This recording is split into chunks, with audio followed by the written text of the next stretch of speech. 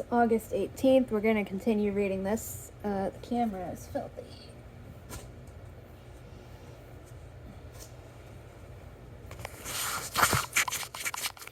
There we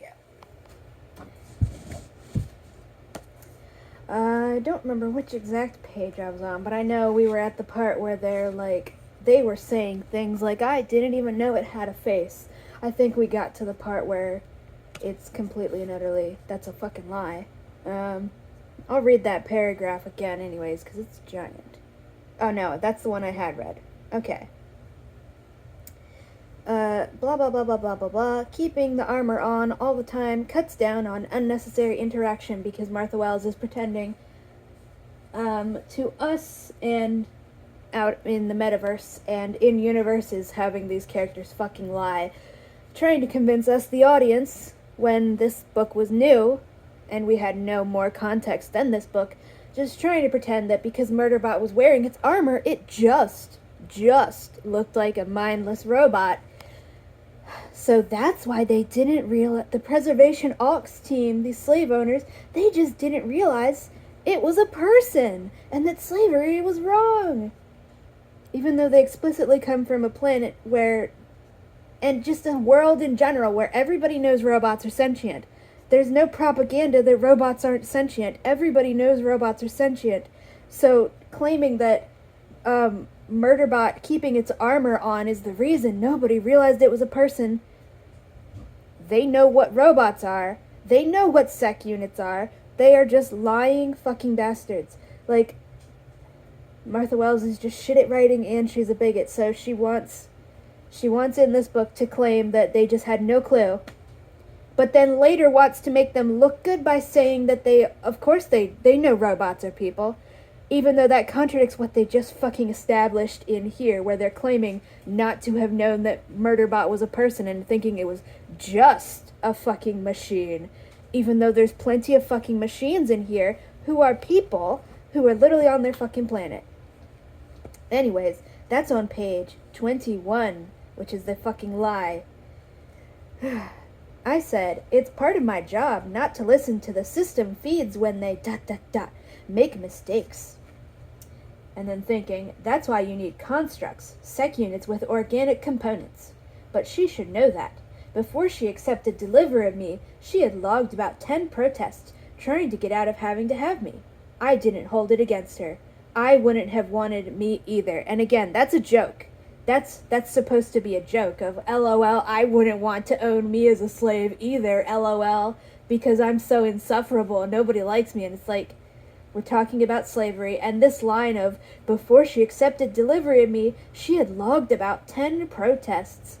And this is what people use to justify and pretend that they're not slave owners. They had no choice but to rent out a slave for literally no reason. Also, because I cannot stand it, I have to point again. The massive fucking margin at the bottom of this page. And then they're not even making the page number. Like, the page number is, like, noticeably smaller than the rest of the text. So, like, they're not even making that bigger so that you have to squint at that to see what it is. I mean, you probably don't. I have to squint at it. But, like, look at that fucking margin. That's not the end of the chapter. The end of the chapter is over here. This is just ridiculous. Yeah, again, we're making light of being a fucking slave because I wouldn't want to have me either. Again, that's a joke. That's a joke about how slavery is funny and not a big deal because it's just a self-deprecating joke. And again, yeah, we're supposed to think, they complained about having to rent out a slave, so that means the fact that they went out of their way, solar systems out of their way to rent out a slave, that means we can't actually be mad at them for that, because they were annoyed by it, and then they still did it. Seriously, I don't know why I didn't just say, you're welcome, and please get out of my cubicle so I can sit here and leak in peace, even though we literally went out of our way. Martha Wells went out of her way to tell us, like, what was it, 3 pages ago? Yeah, that was on page, quote-unquote, 18, aka page 9. We're now on page, quote-unquote, 22. On page, quote-unquote, 18, We established that Murderbot doesn't leak blood because its veins seal automatically. So what exactly is it supposed to be leaking now? No, nothing at all. And again, that's just supposed to be funny. Please get out of my cubicle so I can sit here and leak in peace. And she's using the word leak on purpose to make it funny and quirky and a joke, so that Murderbot being grievously injured by throwing itself in the line of fire to protect its slave owners, that's not actually supposed to be a serious thing that we can fucking take seriously as readers, because we don't get any description of the pain Murderbot is in. The fact that it's in pain is barely acknowledged at all. We don't get a description of what the injuries look like, how it's going to heal, how many resources are going to be required to heal it, and then we just get shit like, let me leak in peace, please. All right, she said, and looked at me for what objectively I knew was 2.4 seconds, and subjectively about 20 excruciating minutes. Also, people keep pointing this shit out and acting like it's a revolutionary concept, and, that's how fast Murderbot thinks, and it's like, okay, this is not a new writing thing, it's ridiculous. Like, so many people have mentioned shit like this when characters are embarrassed. He knew it had only been, 2 seconds, but it felt like 1,000 fucking years standing there in the middle of the fucking hallway. Something, etc. This is not a new... Ultra Magnus tries to tell a joke. As Ultra Magnus tries to tell a joke in some Transformers story. Like, people are, going batshit over the statement, objectively, I knew it was 2.4 seconds, but subjectively, it felt like 20 excruciating minutes. That's a brand new thing that Martha Wells has invented. It's like, no, guys, that's not new. That's basic shit. Why are you acting like this is the first book you have ever read in your fucking life? Like, what in the fuck is going on? Like, oh, Martha Wells is such a genius writer. I've never heard the concept that time seems to slow down when you are embarrassed about something. That's like a fucking shocking concept to people reading these books, apparently. All right, she said, and looked at me for what objectively I knew was 2.4 seconds, and subjectively about 20 excruciating minutes.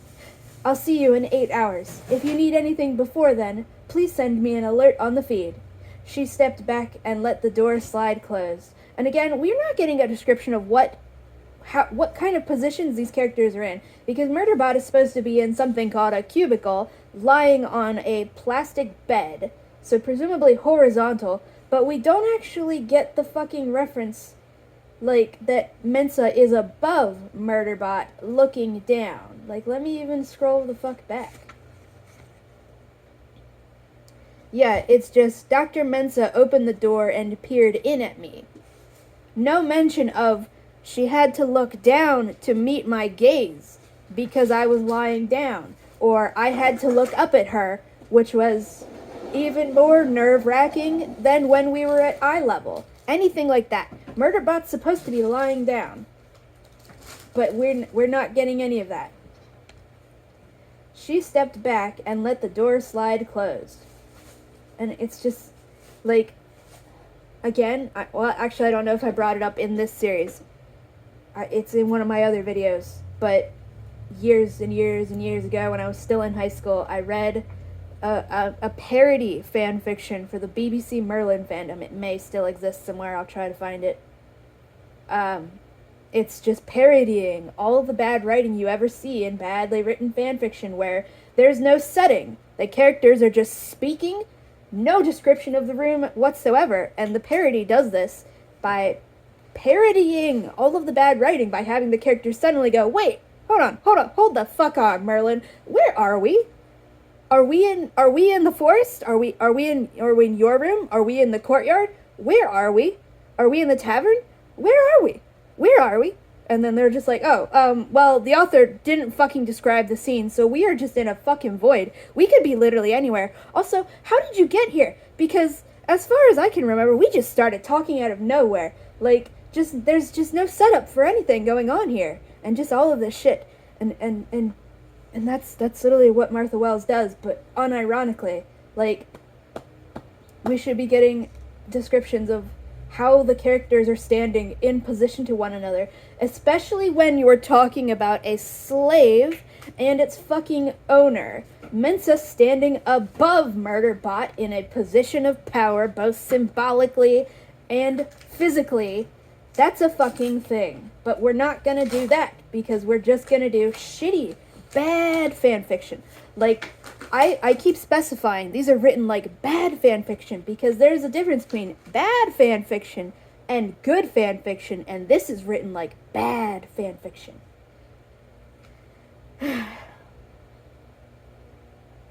It left me wondering what they were all marveling at, so I called up the recording of the incident, and yes, this is all just coming out of nowhere.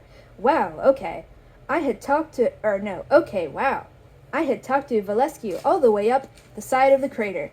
I had been mostly concerned with Hopper's trajectory and Bharadwaj not bleeding out and what might come out of that crater for a second try.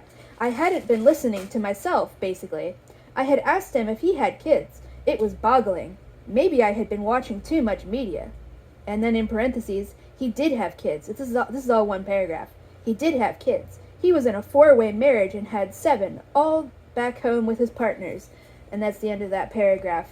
And, okay, here's a concept that I thought of the first time I read this and I got here. I was like, what if Murderbot is plural? What if Murderbot's literally fucking plural? Because of the trauma of being a fucking slave. So it has parts of its fucking consciousness that are friendly and chat with people and do stuff like that. But nope, it's just Murderbot just did all of that somehow without knowing it was doing that or remembering it consciously. I mean, I'm just gonna go with Murderbot is plural from now on. But that's not canon. I mean, it is canon as far as Murderbot does millions of fucking things and very complex actions that it has no recollection of whatsoever. What do you call that besides plurality? The fact that it did all of these things and said all of these things, it had absolutely no recollection of it, and it's mind-boggling to Murderbot. The sentence is, it was boggling. I'm just gonna say Murderbot's plural. Anyways, all my levels were too elevated now for a rest period, a thing that never comes up in any book following this because it's badly written, so I decided I might as well get some use out of it and look at the other recordings. Then I found something weird. And so Murderbot was about to go look at the other recordings of the things it did that it has absolutely no recollection of and can't understand how it did that. But that gets interrupted. I'm just going to say Murderbot is plural from now on. Then I found something weird. There was an abort order in the hub system command feed, the one that controlled, or currently believed it controlled, my governor module. It had to be a glitch. It didn't matter, because when mid-system has priority M dash, which is the long dash to interrupt that. Let me read it. There was an abort order in the hub system. Hub system sent an abort order to Murderbot's governor module. We don't get any specifics, and that's said in the most convoluted way possible. I will read that sentence again. There was an abort order in the hub system command feed, the one that controlled, or currently believed it controlled, my governor module. But what's the abort order for? Because, and as again, this isn't foreshadowing. This is not foreshadowing, because foreshadowing kind of requires you to give the information to the audience. We're not being given it. This is something it had to tacked in at the last minute. Yeah, it had to be a glitch. It didn't matter, because when med system has priority, and I don't understand that either, but whatever, we get performance reliability at 39%. Stasis initiated for emergency repair sequence, a thing that will literally... motherfucker, I swear to God. They put an entire... Oh my God, do you see how pathetic this is? They put an entire blank page after Chapter 1 to separate it from Chapter 2, despite having a page break. This is what a page break is. You can do it on your fucking computer, on your LibreOffice, OpenOffice, to make the next thing just skip to the end of the page and start typing on the next. That's how it works. These motherfuckers They didn't just stop at putting this massive fucking margin at the bottom of each page. They don't just stop at lying about what page number you're on. They are inserting entire full blank pages. Let's just flip. Oh, it doesn't want to flip. Okay. Oh, look at that. They do it for chapter 3 too. Oh my god. Oh, they didn't do it for chapter 4 though. That's not weird at all. Like, are you... They're not even being consistent. Are they gonna do it for all of the chapters, or just some of them? Did they give up like halfway through? Yeah, they didn't do it for chapter 5 either. Are you hearing this? Mm-hmm. This is ridiculous.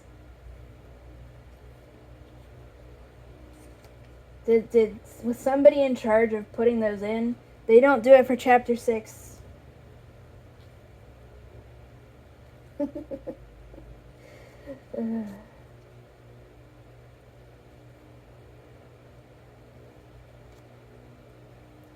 They do it for chapter 7.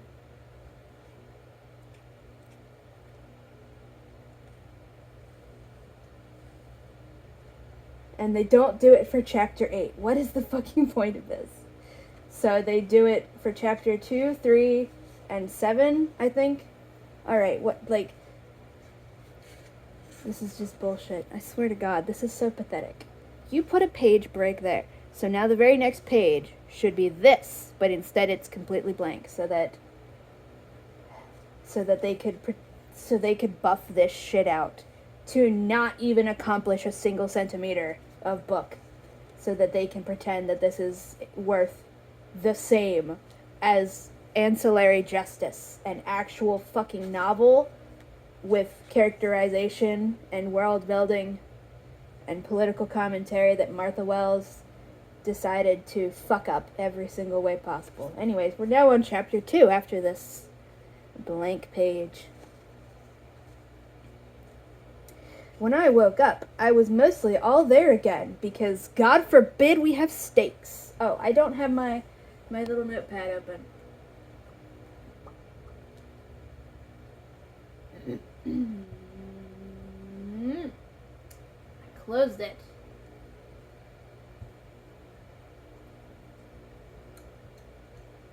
Where the fuck did I put it?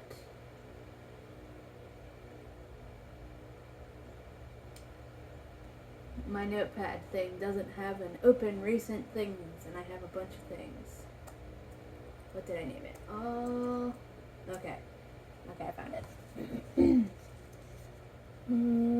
Yeah, we do have to include another random ass performance reliability blah to avoid actually ending the scene.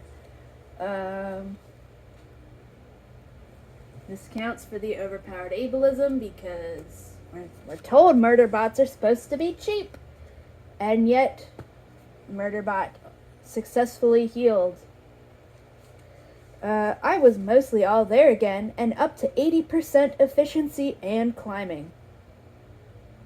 I checked all the feeds immediately, in case the humans wanted to go out, as though they're dogs. As though they're dogs, and not slave owners. In case the humans wanted to go out, like they're literally talking about a fucking dog that you're pet sitting. But Mensa had extended the security interdict on the habitat for another 4 hours, which was a relief, since it would give me time to get back up to the 98% range. But there was also a notice for me to report to her. That's fucking rude. That had never happened before, but maybe she wanted to go over the hazard info package and figure out why it hadn't warned us about the underground hostile. I was wondering a little about that myself. And were you here when I was pointing out that it's very bizarre for Mensa to just be, like, interrupting the person who's trying to get healed to just blather their fucking ear off and argue with them when they're actively in a hospital bed trying to go to sleep to heal, and you're just here arguing with them? Like, that's just fucking weird as shit. Anyways, you notice how the Preservation Ox team are just all still treating it like a fucking slave? Like, Mensa's not even there. Huh? Full month in. A full month in. A full fucking month into this shit. They're just putting in saying, hey, come here when you're awake, even if you're not fully healed yet. She doesn't even wait, Mensa doesn't even wait until it is fully fucking healed. It's only 80% healed. And climbing. Just passively. Just casual health regeneration. Their group was called Preservation Ox, and it had bought an option on this planet's resources, and the survey trip was to see if it was... I have the hiccups for the record. And the survey trip was to see if it was worth bidding on a full share. And we don't get an explanation for what the fuck any of that means. Like, this is a capitalist dystopia. You have to explain how these things function in a capitalist space dystopia where every facet of capitalism is worse. Knowing about things on the planet that might eat them while they're trying to do whatever it is they're doing, was kind of important. I don't care much about who my clients are or what they're trying to accomplish. I knew this group was from a freehold planet, but I hadn't bothered to look up the specifics. Freehold meant it had been terraformed and colonized, but wasn't affiliated with any corporate confederations. Basically, freehold generally meant shit show. I can't fucking say that word for some reason. So I hadn't been expecting much from them. But they were surprisingly easy to work for. And it's like, okay, Martha Wells, why are you, like, and this isn't explicitly in-universe propaganda. It's true. Preservation is the exception. So it's like, how is this anti-capitalist if you're saying that everybody except preservation, they're the good ones. They're the exception that proves the rule. What are you fucking saying? If you're saying that all of the planets that also, just look at this fucking disgustingly huge margin at the top of the page, and then the even bigger one at the bottom. I just hate it so fucking much, I swear to God. And they didn't even use this bullshit to jump for bigger text.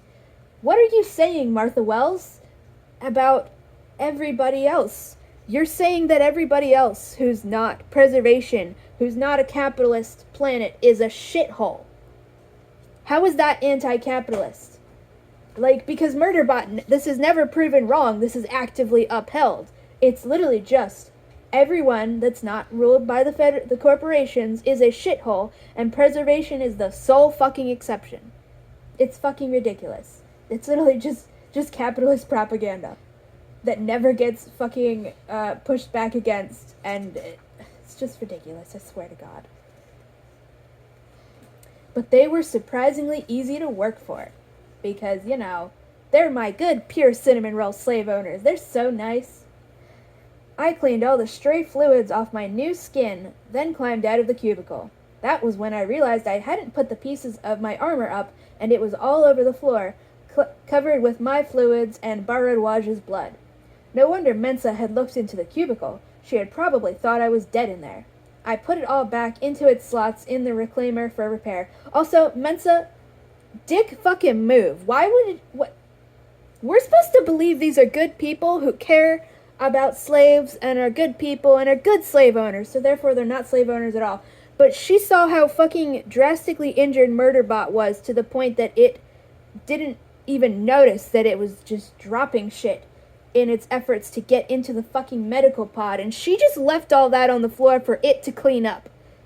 What if we could have had all of these people put on their fucking hazmat suits, proper fucking PPE, actually it is Mensa's job because she's the one in charge of this shit, so she's literally has to be the one in charge of cleaning up fucking blood spills.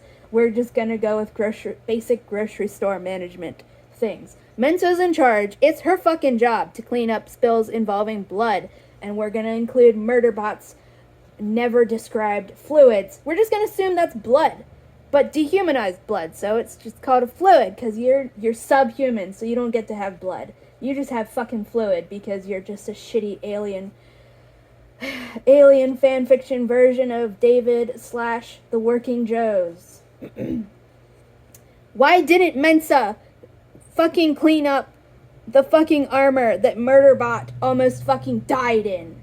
She has access to PPE. She has access to all the same fucking cleaning supplies. If we are supposed to fucking believe that these are good people who care about slaves and care about Murderbot, why are they leaving it to clean up its own fucking bloodstains from it almost dying to save one of their fuckers' lives. How is this good person fucking actions? You know, if I cared about somebody and they had almost just fucking died saving my friend's fucking life and their bloody clothes were all over the floor, I would get some fucking PPE and fucking pick up all the shit, clean up all of their fucking blood so that they can focus on fucking healing and not dying, and put it in the fucking washing machine. Like, all Murderbot had to do was put it into its slots in the reclaimer for repair. You just pick it up and you put it in the fucking sci-fi washing machine. Why didn't any of these people that we're supposed to believe are good people do this for Murderbot? Why does it have to wake up from almost fucking dying and immediately clean up this shit? It risked its fucking life for these people and they can't even be bothered to just fucking take some, even just fucking salad tongs. Just take some fucking salad tongs, pick up the fucking armor, put it in the goddamn repair thing. Because now Murderbot is gonna have to wait for its fucking armor to get repaired. And they just left this all on the fucking floor. I'm just, oh my god. Are you hearing this? Why would you do that to someone? Why would you do that to someone? The second you examine these characters as people who are supposed to be interacting with the world, even when the Literally. protagonist is not looking. Literally, like, this is called active reading right now, where we are actually paying attention to what's going on and asking, how does that fit into the larger context? And Murderbot having to fucking wake up and immediately crawl out of its hospital bed and go clean up its bloodied fucking clothes and armor because it was too fucking exhausted and traumatized to do so before it got into the fucking hospital bed, and all of the other people who are perfectly fucking fine. They've had 8 fucking hours to do anything to help it whatsoever, to just show basic fucking courtesy. It fucking almost died to save Bharadwaj. Dr. Mensa was in there specifically fucking bothering it in a fucking performative show of, oh, we're concerned about you. Not gonna do anything to help you though. I am in fact just gonna fucking argue with you while you're injured. Like, what in the fuck is this shit? This is gonna piss me off for so fucking long now. Like, what in the fuck? Why would you not? Why would you not? How are we supposed to see these as good people when they literally cannot even be bothered? Yeah, that person, our fucking enslaved meat shield literally almost died saving her life and his life. Successfully saved their fucking lives and was so injured it literally just had to strip itself naked and climb into the fucking hospital bed to get healed. I'm just gonna leave all of that bloody clothes on the floor, even though all of us have the ability to fucking clean this shit up, so that the fucking meat shield slave who risked its life to save our friend doesn't have to deal with this shit when it wakes up after almost dying. What in the fuck? You know that whole, yeah, he says he's feminist, but does he wash the dishes shit? Like, yeah, you claim you care about Murderbot, but do you even fucking do the bare minimum to help it when it just fucking almost died for you? You won't even put its bloody clothes in the fucking washing machine? Your super space sci-fi washing machine that's in the same room, you literally just chuck them in? You don't even have to push any buttons. Just put it in there. Oh my god, I am going to be so fucking...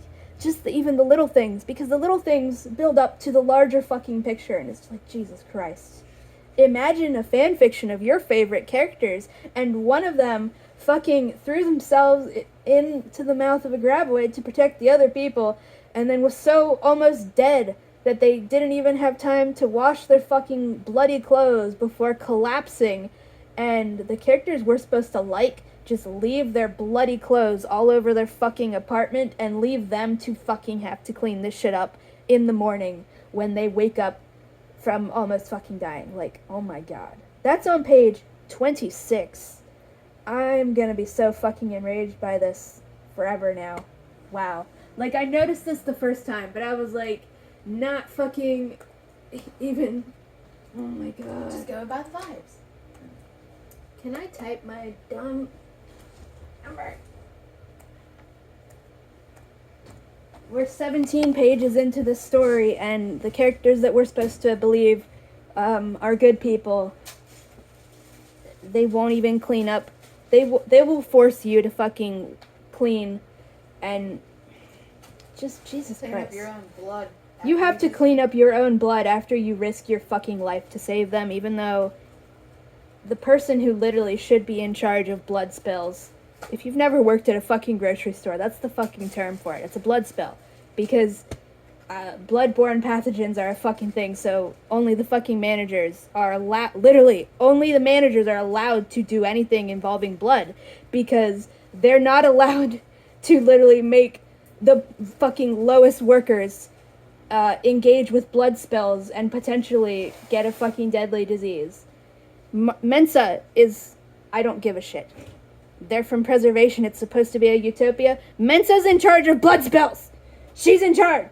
It's her fucking responsibility. But she is just making the slave that they have been treating like a fucking object.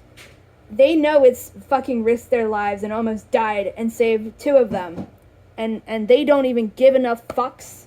They're not even grateful enough to clean up its bloody clothes. Literally all they have to do, just get some fucking PPE.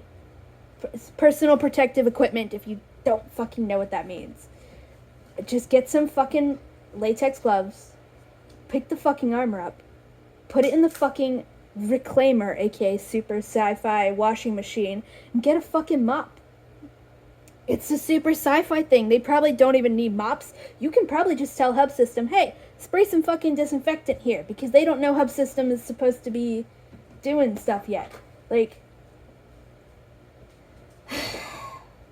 no wonder Mensa had looked into the cubicle. She had probably thought I was dead in there. I put it all back into its slots in the reclaimer for repair. But it's like, okay, so Mensa, she had access to Murderbot's fucking status thing, so she would have known when it fell unconscious because of its damage. And she and nobody else here, of the 7 other slave owner characters, not a single one of them, even though we're told they're good people, not a single one of them decided to just, in 8 fucking hours, 8 whole goddamn hours, none of them decided I'm going to be, like, imagine if Valescu had done it, or whoever here is the closest friends with Valescu and Baradwaj had only left their side in the fucking infirmary to come here and clean up Murderbot's blood so that it doesn't have to. Because to show gratitude for it fucking almost dying to save their fucking friends. Going from the infirmary, where Baradwaj and Valescu are, to Murderbot, because it's also in the fucking infirmary, even if it's in the segregated section of the fucking hospital. Only real, purely organic humans allowed. Jesus Christ. I put it all back into its slots in the reclaimer for repair. I had an alternate set, but it was still packed into storage, and it would take extra time to pull it out and do the diagnostics and the fitting. Period. I hesitated over the uniform, but the security feed would have notified Mensa that I was awake, so I needed to get out there. So Murderbot is in a rush because it is afraid that it's going to get in trouble if it doesn't get the fuck out to Mensa. I'm gonna call her Dr. Mensa from now on because it fucking irritates the hell out of me that the narration is not lining up with the fucking prose. It's completely inconsistent and it infuriates me. I hesitated over the uniform, but the security feed would have notified Dr. Mensa that I was awake, so I needed to get out there. So Murderbot is quietly fucking panicking. It doesn't want to just have to wear a uniform because it likes wearing the armor because it protects it. And we're pretending that that's their excuse, the slave owner's excuse for not realizing it was a person. A fucking lie. So Murderbot is scared that if it doesn't get the fuck out there as soon as possible, Dr. Mensa's going to hurt it, because Dr. Mensa didn't bother, even though we're supposed to believe these are good people who care about slaves. She didn't say anything like, take your time, I don't want you to get hurt, or anything like that. There's no rush. Didn't say anything to give any kind of assurance that it's not going to be punished if it doesn't literally bolt out there as soon as it's fucking conscious again. It was based, and again, with the lack of pronoun It was based on a standard research group's uniforms and meant to be comfortable inside the habitat. Knit gray pants. Also, what do you mean knit gray? Are they really knit? Because when you say a thing is knit, like, I don't think they have knit gray, unless Preservation brought these uniforms with them, which I highly fucking doubt, because I think she means sweatpants. Yeah, but saying knit, like, this is supposed to be a super futuristic sci-fi. I don't think they're knit. I think, whatever, just say soft fabric, gray pants, long sleeve t-shirt, and a jacket, like the exercise clothes humans and augmented humans. Is that the first time we have the word augmented humans? Martha Wells loves dehumanizing physically disabled people, and it's bad enough in this one. It gets worse the longer it goes on, and the longer she just doubles down on it, and it's infuriating at this point. Like the exercise clothes humans and augmented humans wore, plus soft shoes. I put it on, tugged the sleeves down over the gun ports on my forearms, and went out into the habitat. I went through 2 interior secure doors to the crew area and you notice how we're still not getting a single description of what any of these hallways looks like. Not even a description of the hallways. Not a description of the setup. We're just told, I went out, I left my room, and I went through 2 more doors, and then I was in the crew area. And found them in the main hub in a huddle around a console, looking at one of the hovering displays. They were all there except Bardwaj, who was still in the infirmary, and Valescu, who was sitting in there with her. There were mugs and empty meal packets on some of the consoles. I'm not cleaning that up unless I'm given a direct order. What? Didn't say anything. Okay. Mensa was busy, so I stood and waited. Doctor! I'm putting in the fucking doctors, because it's inconsistent, and I'm going to... No, I guess I shouldn't do that, for your benefit. Mensa was busy, so I stood and waited. Rathi glanced at me, and then did a startled double-take. I had no idea how to react. This is why I prefer wearing the armor, even inside the habitat where it's unnecessary and can just get in the way. Human clients, as though Murderbot's not human because it's literally a fucking cyborg. Human clients usually like to pretend I'm a robot, and that's much easier in the armor. I let my eyes unfocus and pretended I was running a diagnostic on something. Don't worry, guys. Murderbot's totally a machine intelligence as of 2020. Yeah, guys. Murderbot's totally not an actual human at all. It's not like it just has to pretend to be a fucking robot. Not like it's literally a goddamn cyborg who has been dehumanized and brainwashed into seeing itself as subhuman. You know, they literally call it an android and a droid on the back of this book.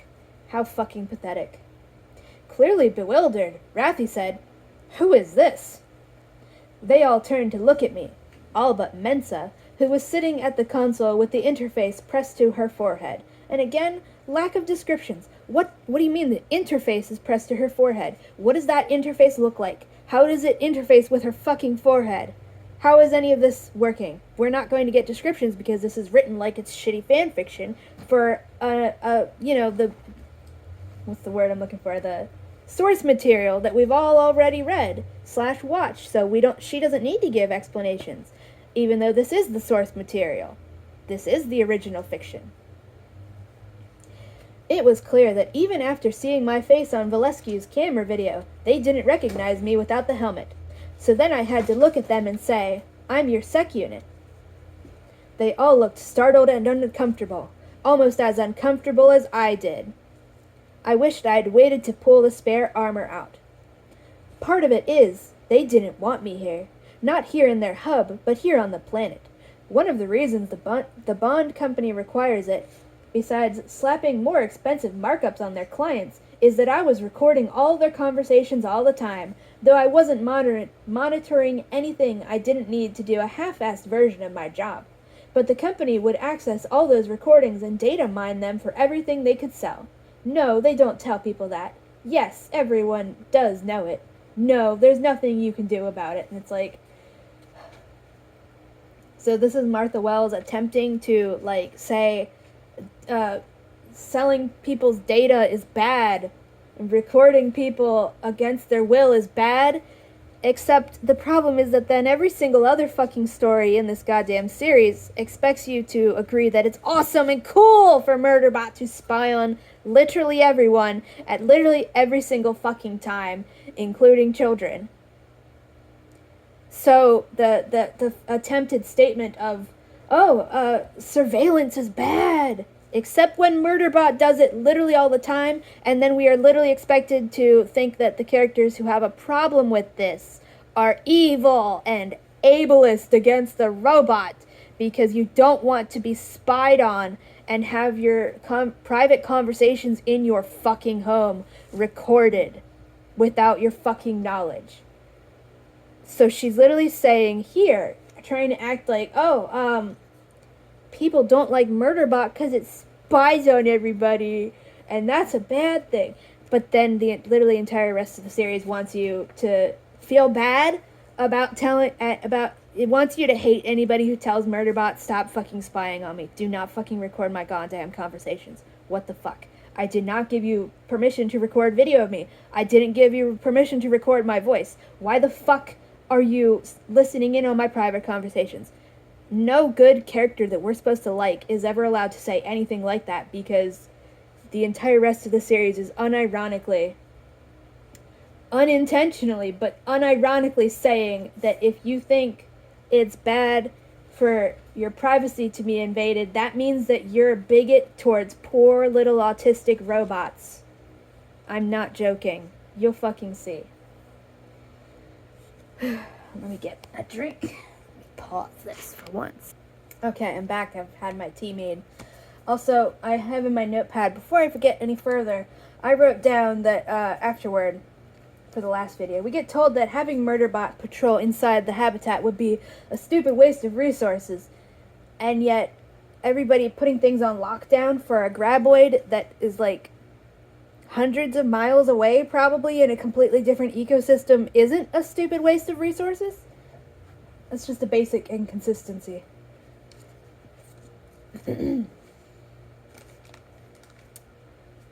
Yeah, this whole bullshit, pretending to care and pretending to think that surveillance and data mining is bad, except for the entire rest of the series then comes along to say, no, actually, it's perfectly good and fine and progressive, actually, for Murderbot to spy on everybody, and anybody who has a problem with that, they're racist against robots. And it's just ridiculous. After a subjective half hour and an objective 3.4 seconds, because we're not even, how many fucking pages ago was that? That was that was 4 pages ago that we did that the first time, and we are already going to attempt to beat that dead horse. After a subjective half hour and an objective 3.4 seconds, Dr. Mensa, we're calling her Dr. Mensa suddenly. That's weird. I didn't add that in. That's weird and it's just weird and inconsistent. Dr. Mensa turned, saw me, and lowered the interface. The interface, we still don't know what the fuck it looks like. She said, "We were checking the hazard report for the region to try and learn why that thing wasn't listed under hazardous fauna. Pin Lee thinks the data has been altered. Can you examine the report for us?" And again, this is just such a fucking bizarre way of speaking. Dr. Mensa just goes from 0 to, "We were checking the hazard report for this region to try and learn why that thing wasn't listed under hazardous fauna. Pin Lee thinks the data has been altered. Can you examine the report for us?" No asking, are you feeling better? No asking, are you okay? No asking, do you want to go off duty for longer? Do you think you're fully recovered? Nothing like that. Just gets straight to, using the fucking slave as a goddamn slave. "Yes, Dr. Mensa. I could have done this in my cubicle, and we could have all saved the embarrassment. Anyway, I picked up the feed she was watching from Hub System and started to check the report." Yeah. Literally, why is she making Murderbot walk all the fucking way out here when it was just grievously injured? And then they made it clean up its bloody clothes and have made it walk all the way out here and not one single fucking word of... even when they realized that this is Murderbot they're talking to. Nobody says, "Oh my gosh, are you okay?" They're all just staring at it silently. Jesus Christ. It was basically a long list of it's a Wikipedia page. It was basically a long list of pertinent info and warnings on the planet, and specifically the area where our habitat was, with emphasis on weather, terrain, flora, fauna, air quality, mineral deposits, possible hazards related to any and all of those, with connections to sub-reports with more detailed information. Dr. Gurathan, the least talkative one, was an augmented human and had his own implanted interface. I could feel him poking around in the data, while the others, using the touch interfaces, were just distant ghosts. I had a lot more processing power than he did, though, because you're a fully integrated cyborg. I thought they were being paranoid. Even with the interfaces, you actually have to read the words, preferably all the words. Sometimes non-augmented humans don't do that. Sometimes augmented humans don't do it either. Very funny thing to say for an author who's actively cultivating an audience that just fucking reads off of vibes and no actual looking at the fucking words. Pretty fucking ironic. But as I checked the general warning section, I noticed something was odd about the formatting. A quick comparison with the other parts of the report told me that, yeah, something had been removed, a connection to a sub-report broken. "You're right," I said, distracted as I rifled through data storage looking for the missing piece. I couldn't find it. It wasn't just a broken connection. Somebody had actually deleted the sub-report. That was supposed to be impossible with this type of planetary survey package, but I guess it wasn't as impossible as all that. Something's been deleted from the warnings and section on fauna. The reaction to that in general was pretty pissed off. There were some loud complaints from Pin Lee and Overse, and dramatic throwing hands in the air from Rathi. But, like I said, they were all friends and a lot less restrained with each other than my last set of contractual obligations. What a strange sentence. Okay, the reaction to that in general was pretty pissed off. They start yelling and throwing their hands into the air and behaving angrily. And if Murderbot were actually written like a fucking slave in a setting where we understand that slavery is evil, this should be causing Murderbot some extremely fucking severe anxiety. Because pissed off fucking slave owners means bad thing for the fucking slave who's in the room and is a very convenient target who can't fucking fight back. But no, instead we get, But like I said, they were all friends and a lot less restrained with each other than my last set of contractual obligations. It was why, if I forced myself to admit it, I had actually been enjoying this contract, up until something tried to eat me and Bharadwaj. Yeah, we're just gonna gloss over any actual triggeringness that this should be causing for the fucking slave who has been abused by slave owners its whole fucking life. Current slave owners getting extremely fucking pissed off, yelling, throwing their hands in the air and yelling. That should be causing Murderbot anxiety. It should be afraid of getting fucking hurt. And it should then be if we must go with these are the best slave owners ever, then it should be feeling that anxiety, crushing fucking anxiety, instinctively backing the fuck away from them, and then trying to reassure itself, no, they're nice so far, they haven't hurt me, it's probably fine. And then, if we give a shit about these people and we want to pretend they're good people, they would all immediately see this reaction from their fucking slave who's obviously traumatized and go, oh no, we're not angry at you. Sorry for scaring you. We're just angry at this thing, not at you. We're not going to hurt you in any way. But no, we just don't do any of that, because that would require thinking slavery is bad and taking it seriously instead of just using it as shitty fucking set dressing. Let me get a drink.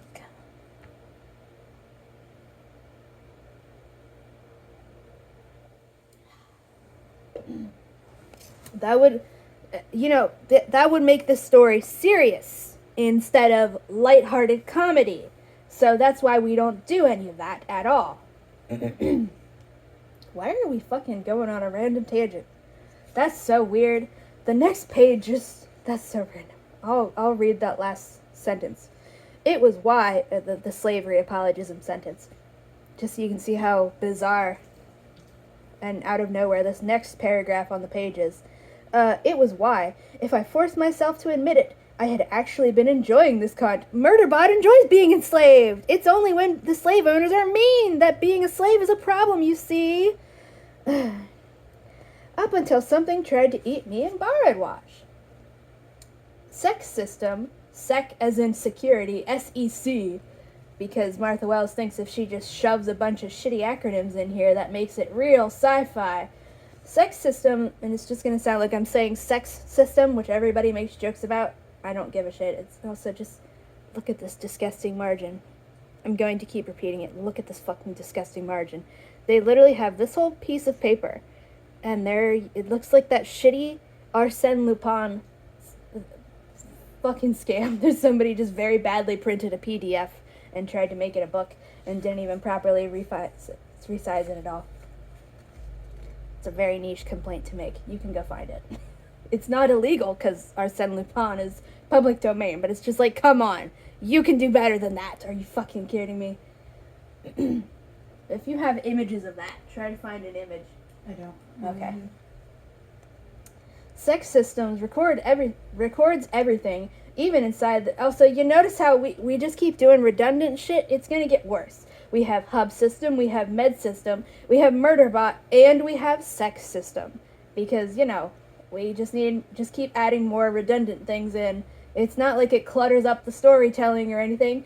Why not have warriors and soldiers? Because nobody told her no. Sex system records everything, even inside the sleeping cabins, and I see everything. That's why it's easier to pretend I'm a robot.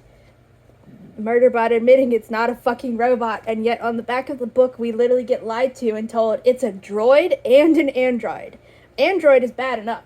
Droid, that's a fucking crime, because they're calling it a droid, they're trying to profit off of, they're just trying to ride on the coattails of Star Wars there in particular. That's why it's easier to pretend I'm a robot. Overse and Errata were a couple, but from the way they'd acted, they'd always been one, so it's had to watch Overse and Errata having sex. But from the way they'd acted, they'd always been one, and they were best friends with Rathy. Rathy had an unrequited thing for Pin Lee, but didn't act stupid about it. Pin Lee was exasperated a lot, and tossed things around when the others weren't there, but it wasn't about Rathy. I thought that being under the company's eye affected her more than the others. Valescu admired Mensa to the point where he might have a crush on her.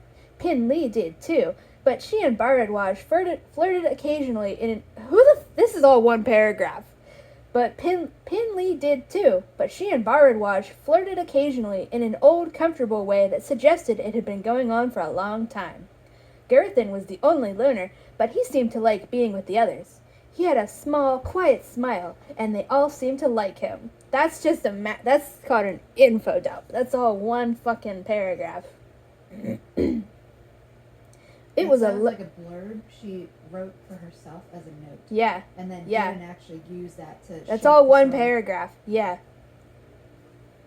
It was a low-stress group. They didn't argue much or antagonize each other for fun, and were fairly restful to be around, as long as they didn't try to talk or interact with me in any way, even though you're supposed to be a traumatized slave who has been abused by slave owners your whole life, and these people are extremely pissed off right now and are reacting violently with violent emotions and shouting and gestures.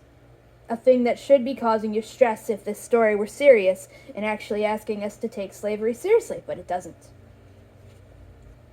Hence why we're being told these slave owners are so quirky. Look how queer they are. They got queer crushes. That makes being a slave owner okay. Mid-expression of frustration, Rathy said, "So we have no way to know if that creature was an aberration or if they live at the bottom of all those craters?" And it's like, why do you need to be looking in the fucking craters anyways? Martha Wells, why don't you fucking tell us why these fuckers are here in the first place and what they think is so goddamn important that they need to enslave someone to do it?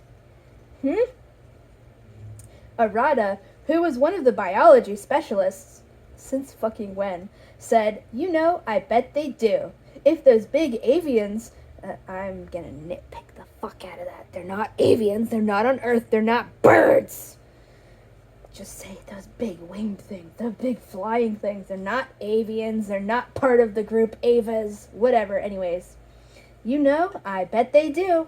If those big avians we saw on the scans land on those barrier islands frequently, that creature might be preying on them." "It would explain what the creators are doing there," Mensa said more thoughtfully. So she's supposed to be saying that thoughtfully. "It would explain what the creators are doing there. That would be one anomaly out of the way, at least." "But who removed that sub-report?" Pinley said, which I agreed was the more important question here. She turned to me with one of those abrupt movements that I had taught myself not to react to. "Can the hub system be hacked?" From the outside, I had no idea. It was as easy as breathing to do it from the inside, with the built-in interfaces in my own body. I had hacked it as soon as it had come online when we set up the habitat. I had to. If it monitored the governor module and my feed like it was supposed to, it could lead to a lot of awkward questions and me being stripped for parts. "As far as I know, it's possible," I said, "but it's more likely that the report was damaged before you received the survey package." And then just this sentence all by itself in one paragraph. "Lowest bidder. Trust me on that one." What does that fucking mean? Because, hold on, it doesn't make sense. "It's more likely that the report was damaged before you received the survey package." And then, just by itself, "Lowest bidder, period. Trust me on that one, period." And it's like, because on the back of the book we say, like, where the fuck did it go? "In a society where contracts are awarded to the lowest bidder, safety isn't a primary concern." And it's like, okay, there's several massive problems with this whole conceit here. Especially this random ass fucking sentence that comes out of nowhere and means nothing.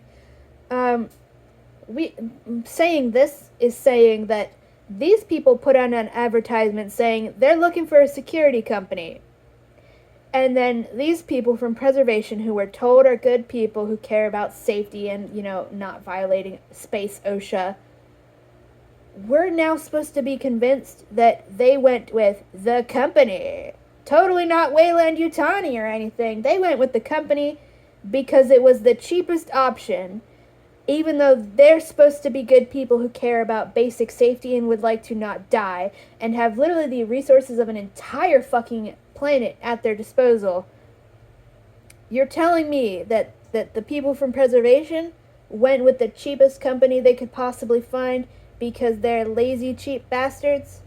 That doesn't line up with how we're supposed to see these characters, because we're supposed to see them as the best ever socialist utopia. They're such good people. They really care about safety. Like, they could afford a company that's not going to get them killed by being cheap and cutting corners. But we're supposed to believe they went with the cheapest one possible, because that's what safety, where contracts are awarded to the lowest bidder. Safety isn't a primary concern. But it is for these people because they're from preservation, and we're supposed to believe that they're, like, competent and care about other people.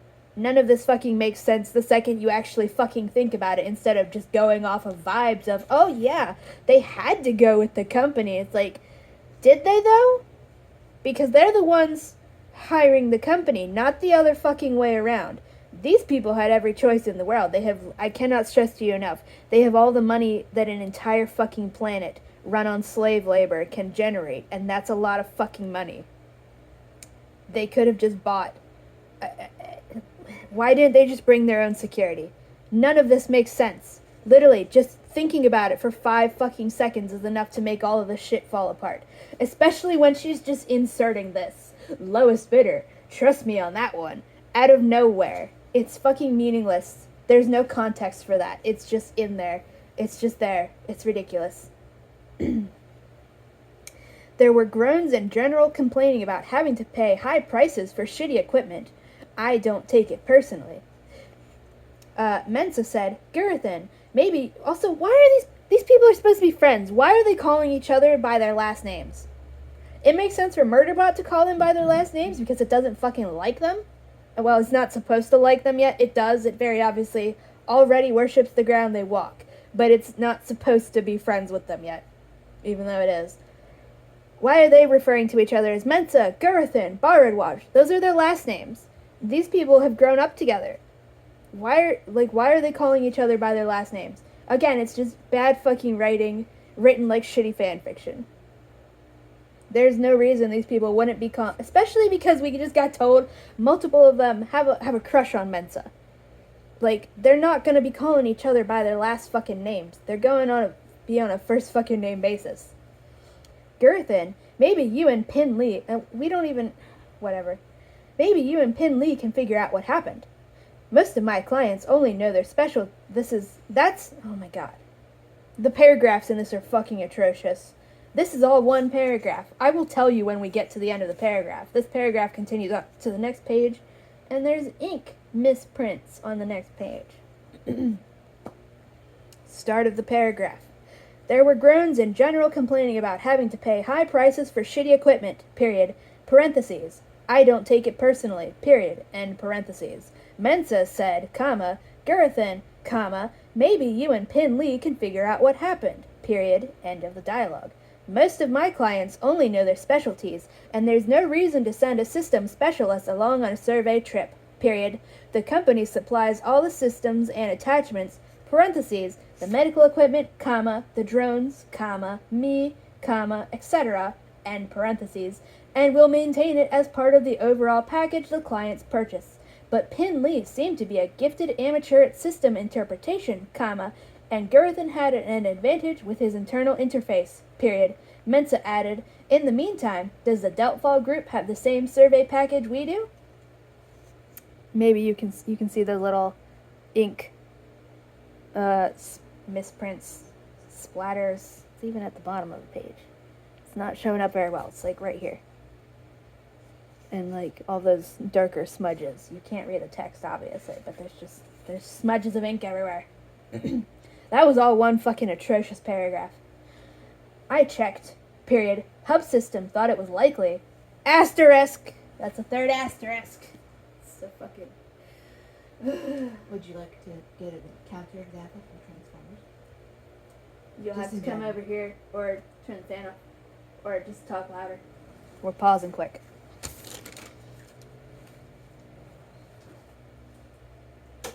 You can speak. Just stay behind the car. Pre-war, Megatron and Soundwave What's that? are standing above a coliseum and talking.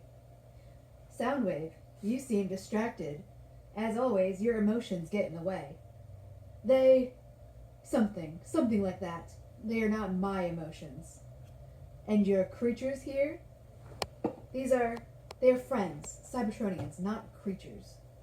I know. I merely wondered if you did I'm as not well. clear on who's talking, so you gotta just say their names. Restart. Okay.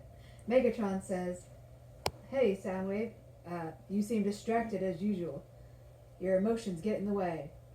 Soundwave replies, something like that. They are not my emotions. Megatron asks, and your creatures here? And Soundwave replies, these are friends, Cybertronians. They are not creatures. And Megatron responds with, I know. I merely wondered if you did as well. And then, in the voiceover, Soundwave says, he told the truth. As hard as it was then for me to shut out the sounds and sights of the world I knew, here was a Cybertronian who told the truth. The sense, the emotion, was unlike anything I had ever experienced. He looked at Ravage, Laserbeak, and Buzzsaw, and he saw brothers, not slaves. Here was someone whose emotions, whose thoughts I did not want to block. You know what the ratioist, the functionist would do to your friends. Each a cog in the great machine. You're getting quieter. Yeah. Decimus, he says that he serves with my employer. Serves the Senate. The Senate should be serving Cybertron. Instead, they rule us. What does the senator want from us? Just that every single person Soundwave interacts with just sees the Casseticons and they're just like, oh, you just have a bunch of animals following you around? He's like, they're not animals, they're people. They are equals. And that's the first thing that Megatron thinks and knows when he sees them, is that he sees them as brothers in arms and not simply little slave creatures to be trod upon. Little pets. Yes. Anyways, so yeah, everybody and their mom will tell you that this book series is about how robots are people too. But you notice how hub system, sex system, even med system, they don't count as robots. They don't count as people. Even though you're kind of fucking required to delve into the goddamn question of what separates a robot who's a person from any other machine. You do have to fucking ask that question, but we're not going to ask that question because the series doesn't actually care about saying robots are people. What it really is once a slave, always a slave, and also the only robots and cyborgs we will consider people are the protagonists. You'll see. Where the fuck was I? Oh, yeah. Mensa added, in the meantime, does the Deltfall group have the same survey package as we do? I checked. Hub system thought it was like... Turn the fan back on, it's hot over here. See if you can lower it, because it doesn't seem to want to move. It doesn't want to go lower than that. Guess I should check my phone battery. 63%. We're doing fine. Much better. Guess I should check if the internet archive is done. Nope. Yeah, Mensa asked, does the Doubtfall group have the same survey package we do? I checked. Hub System thought it was likely, but we knew what its opinion was worth now.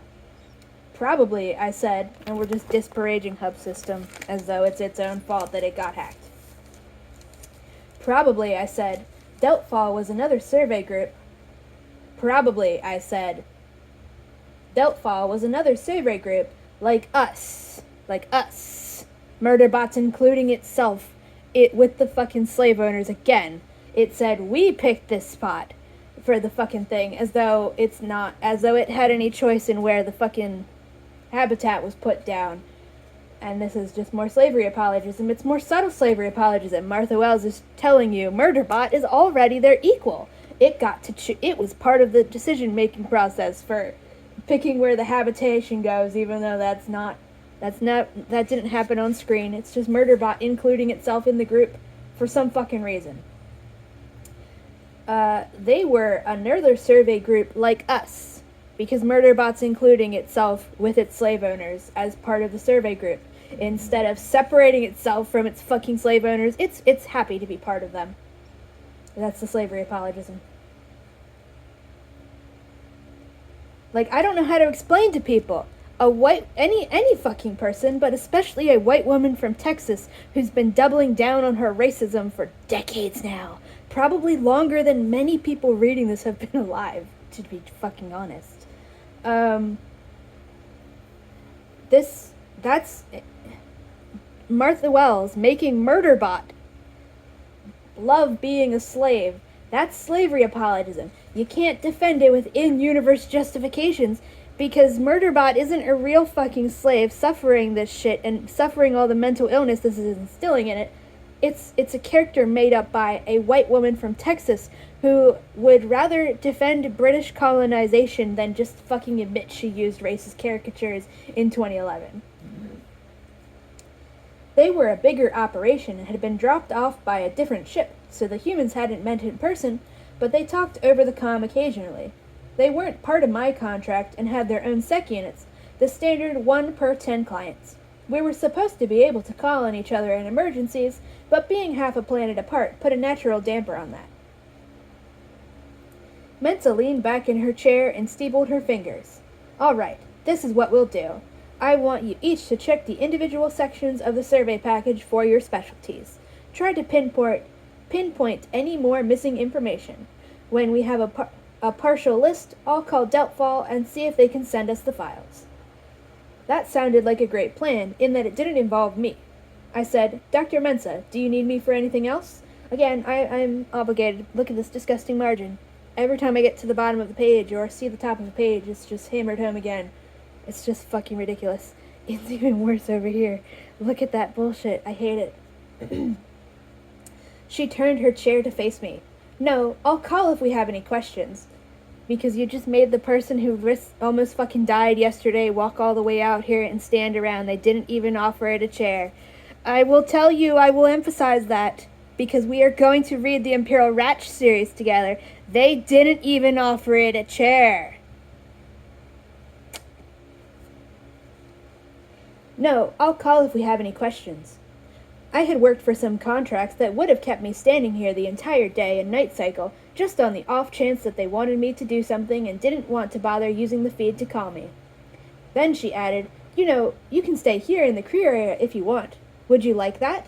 After nobody said anything such as, oh my gosh, thank you for saving our lives yesterday. Thank you for saving our friends' lives yesterday. Are you okay?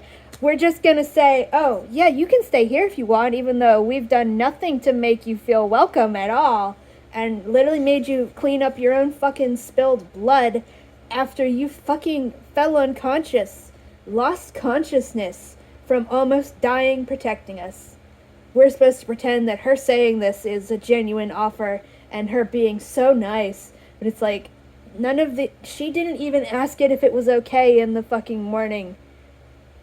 She just bothered it while it was actively losing consciousness, and then not a single fucking person here has said thank you.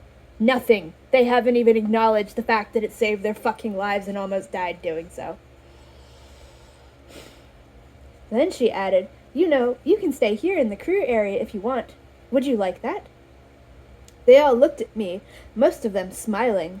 One disadvantage in wearing the armor is that I get used to opaquing the faceplate. I'm out of practice at controlling my expression. Right now I'm pretty sure it was somewhere in the region of stunned horror, or maybe appalled horror. And again, this is supposed to be a joke. We're not actually feeling Murderbot's fear at the prospect of being trapped in a fucking room with slave owners. No, it's just a joke, because haha, Murderbot is socially anxious. Like, regular autistic people have social anxiety, not like a fucking slave who has been tortured by people exactly like this. No, just regular social anxiety. So that's relatable and funny, right? No. This is, again, these books are literally written to not be taken seriously. Right now, I'm pretty sure my expression, was somewhere in the region of stunned horror, or maybe appalled horror.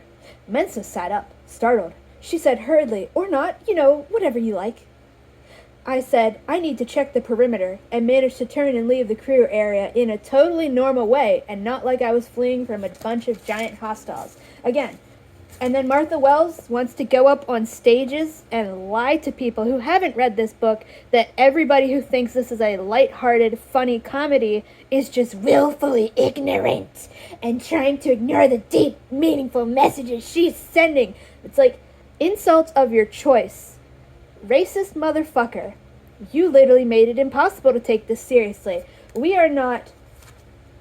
Do you know how much fucking fear we could be experiencing with and for Murderbot at the prospect of being stuck in a fucking room with slave owners right now? But instead of doing that, we're joking about it. It's funny that Murderbot has social anxiety, because making fun of people with social anxiety, whether that's the intention or not, is what's going on here. And it's also just making fun of slaves for being traumatized, but also telling us it's not trauma, it's just relatable and quirky. Even though we're supposed to take this seriously. She literally gets up on stages and lies to people who haven't read this, so they don't know they're being lied to, about how serious, deathly serious this is. To the point that you tell people that this is supposed to be a serious story, and they'll be like, oh my god, it's not that deep, that's just factually incorrect, and then you have to be the one to tell them, I'm so sorry, Martha Wells literally fucking thinks you are willfully ignorant for saying this is just a funny comedy. I don't make the fucking rules here. Martha Wells is the one literally getting paid to lie to people and tell everybody that if you don't take this deathly seriously, the way I'm doing right fucking now, you're willfully ignorant. Because she's a racist, shitty writer who doesn't she wants the best of both worlds. She wants to be able to churn out shitty fucking books that don't actually say anything progressive and don't do any work at all to do anything except make shitty jokes. but then she also wants to tell people that she's really progressive and a very serious writer. And if you think that the comedy, the lighthearted, light-reading comedy is funny, you're willfully ignorant. Even though every single fucking scene in this is like this. It's a joke. You're not supposed to take it seriously. It's literally impossible to take it seriously unless you literally fucking fire your fucking brain up in a completely separate scenario. You have to make up all of the shit that should be going on in the scene in order to take this seriously. And then we get a little line break. Literally a little line. Back in the safety of the ready room, I leaned my head against a plastic-coated wall. Now they knew their Murderbot didn't want to be around them any more than they wanted to be around it. I'd given a tiny piece of myself away. That can't... Seems like the font changed, or maybe it's just the print on this page is much sharper. Abrupt. That's weird. That can't happen. I have too much to hide, and letting one piece go means the rest isn't as protected. And again, that's all the time we spend on that little worry. It's literally over after that fucking thing. I shoved away from the wall and decided to actually do some work. The missing sub-report made me a little cautious. Huh? Just a statement? No, Transformers thing. Okay. Cyclonus is long-suffering. Introducing himself into a movie saying, Cyclonus of Tetrahex. I am not a Decepticon. I want you to put that on the screen. And then they put it on the screen. Not a Decepticon. Okay. The missing sub-report made me a little cautious. Not that there were any directives about it. My education modules were such cheap crap. Most of the useful things I know about security I learned from the edutainment programming on the entertainment feeds. Parentheses. That's another reason why this is such a long sentence in parentheses. That's another reason why they have to require these research groups in mining and biology and tech. Just say, Jesus Christ, this is more just padding, just saying shit for the sake of saying shit to make this book longer. That's another reason why they have to require these research groups and mining and biology and tech companies to rent one of us or they won't guarantee the bond. We're cheaply produced and we suck. Nobody would hire one of us for non-murdering purposes unless they had to. And again, as I keep saying, that's a lie. Nobody would hire us for non-murdering purposes unless they had to. It's a lie. Murderbots, as this book consistently fucking calls them, so I'm just not going to correct myself. I'm not putting in more effort than this book is going to. Nobody ever uses murderbots to murder people. That's just a fucking lie. And the thing that makes it a lie is that we get told it in this book, and then the entire rest of the series just shows us that's literally not fucking true. So it's a lie. It's not just inconsistent. It's not just a retcon. It's just a lie. I mean, because it's not even... It's not a retcon either, because we never get any proof that this actually happens in this book either. It's not just, we're getting rid of that. It's just a lie. And then it's a lie that the fandom continues to repeat because they ignore everything that's actually in this fucking series. And saying that Murderbot is a Terminator, a thing it objectively is literally not, and they're never fucking used for that. That makes it sound cooler than it really is. Anyways, nobody would, We're cheaply produced, despite the fact that we can just be plugged into literally any random wall and heal instantly over 8 hours, magically back to 100%, no problems, don't even have scar tissue, don't need food, never run out of power. But yeah, they're totally cheaply made.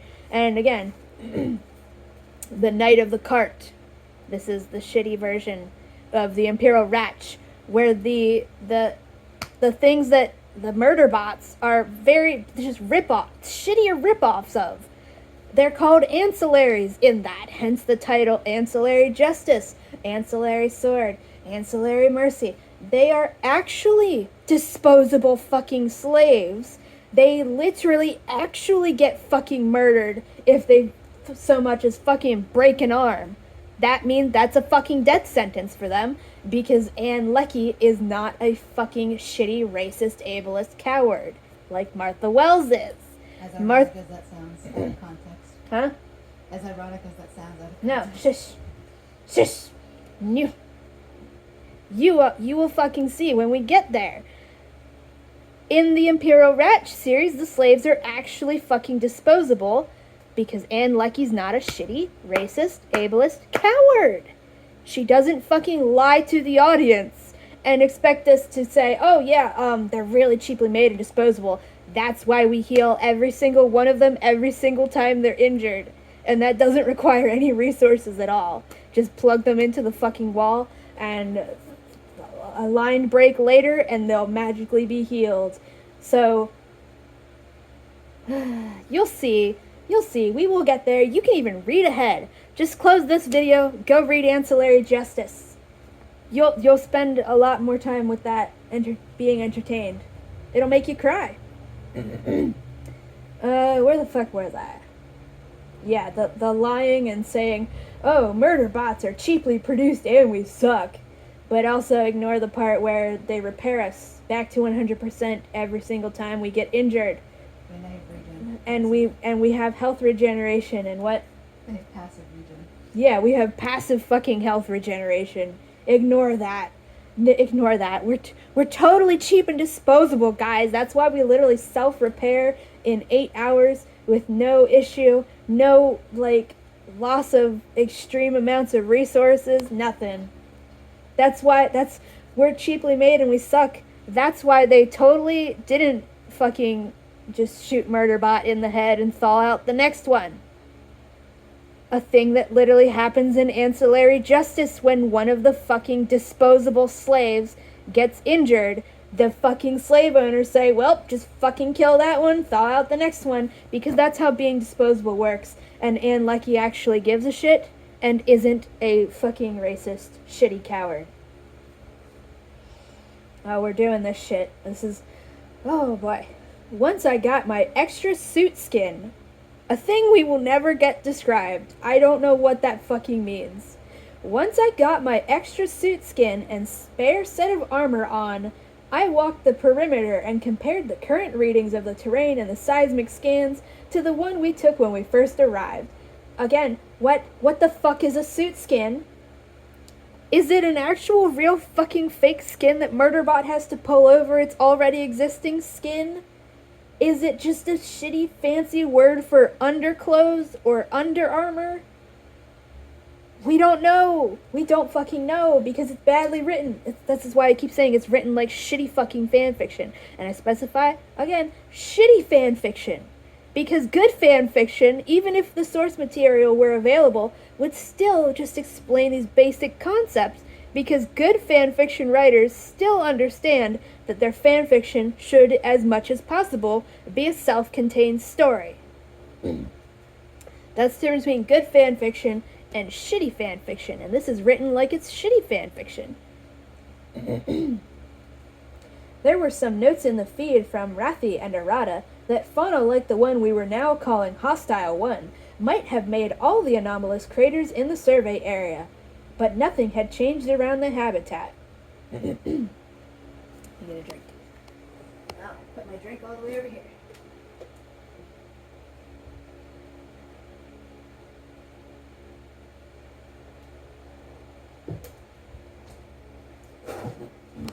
Did you notice how we never get a description of the survey area either? It's just a thing that exists. I also checked to make sure both the big hopper and the little hopper. The fact that there's two of them is just infuriating to me. We don't need two of those things. It should have just been one, because trying to keep track of both of them is just fucking irritating as shit. I checked to make sure both the big hopper and the little hopper had their full complement of emergency supplies. I packed them in there myself days ago, but I was mainly checking to make sure the humans hadn't done anything stupid with them since the last time I checked. I did everything I could think of to do, then finally let myself go on standby while I caught up on my cereals, and at no point during any of this does anybody tell Murderbot, oh, by the way, you don't have to fucking work today because you almost died yesterday, like literally just barely fucking survived.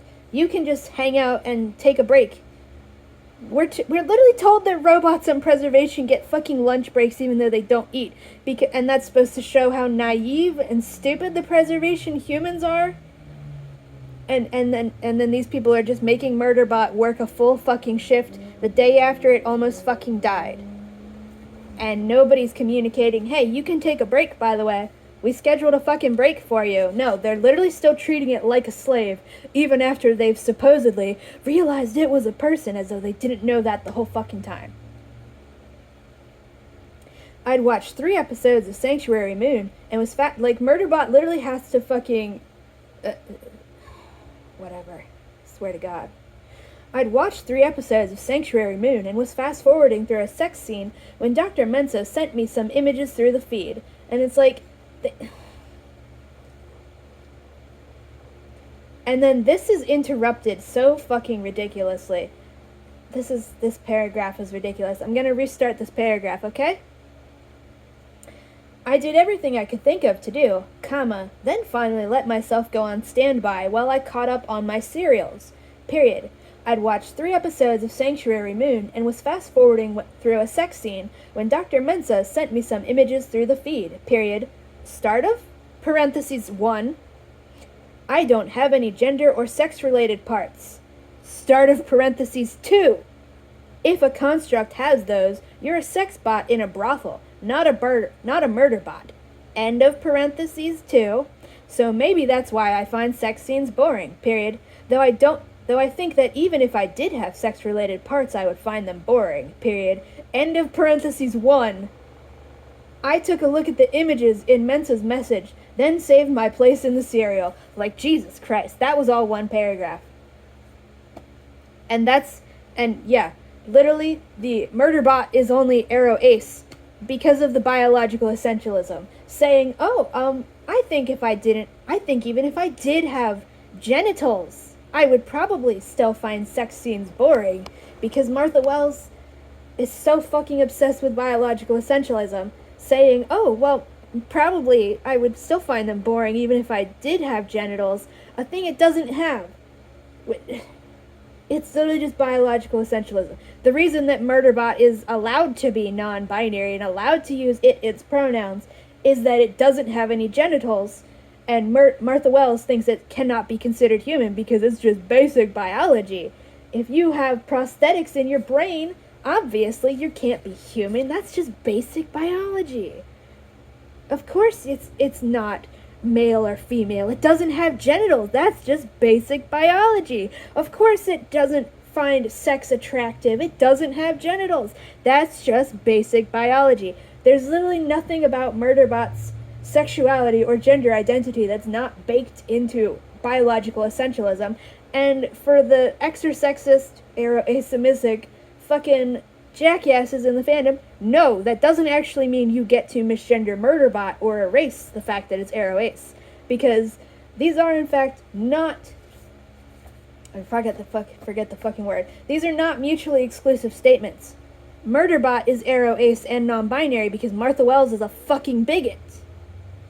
And you still have to respect the fact that Murderbot is Arrow Ace and non-binary.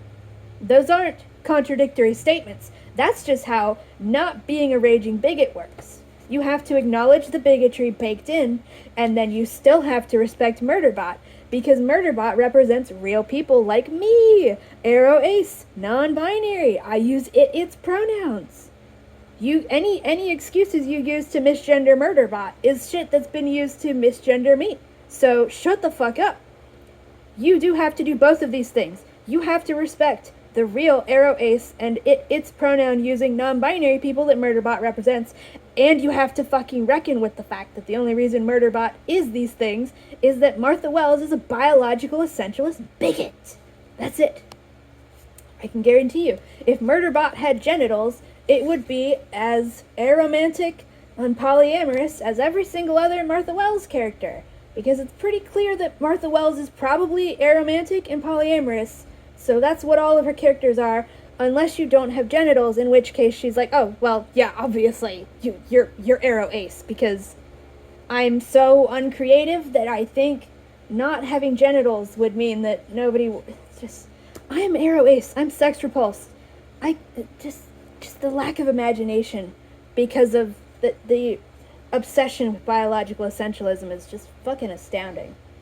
Anyways, where was it? So yeah, Dr. Mensa's bothering Murderbot again. While it is taking a break, unscheduled break on its own time from its slave duties, and then she's messaging it to get doing its slave duties again. But you know, these are totally good people who care about Murderbot and treat it so well. They don't treat it like a slave at all. Not like they. So why didn't they schedule it some fucking break time? Why didn't a single person say, "Hey, thank you for saving Baradwaj and Valescu"? Why didn't a single person just go into the fucking armory while it was unconscious and clean up its fucking blood spill so that it doesn't have to do that when it wakes up from almost dying from saving their fucking lives? Why doesn't Murderbot have a scheduled break that these people set it? Because as far as they know, its governor module is still intact. As far as these fuckers know, it still has to follow all of their fucking orders. And yet, that's exactly why they're treating it like shit. Which they're still doing, but we're supposed to pretend that they're treating it well. This is what treating the slave well looks like, according to Martha Wells. Not asking them, are you okay from almost fucking dying? Not cleaning up their own bloody fucking clothes after they almost died. Not giving them any fucking breaks. Nothing. Not even saying hi. Just immediately saying, you have to do your job as a fucking slave. It's fucking ridiculous. Ow, my wrist. I took a look at the images in Mensa's message, then saved my place in the serial. Confession time. I don't actually know where we are. We have, or are supposed to have, a complete satellite map of the planet in the survey package. That was how the humans decided where to do their assessments. So now we're deciding that the humans decided, even though we earlier said Murderbot was a part of that decision, because it said, we picked this spot. Anyways, I hadn't looked at the maps yet, and I'd barely looked at the survey package. In my defense, we'd been here 22 planetary days. So it's been 22 planetary days? So we don't know how long days are in hours on this fucking planet. So we'll just assume almost a month in Earth time that these fuckers have been here treating Murderbot like less than a fucking animal. They've literally been treating it like a mindless fucking object. Like a goddamn slave. And now that they know it's a person, as though they didn't know that the whole time, which we know they did from the entire rest of the fucking series. Even after they've supposedly found out it's a person, they're still treating it like a slave. They're not even giving it a goddamn lunch break. It doesn't get a fucking break to do anything.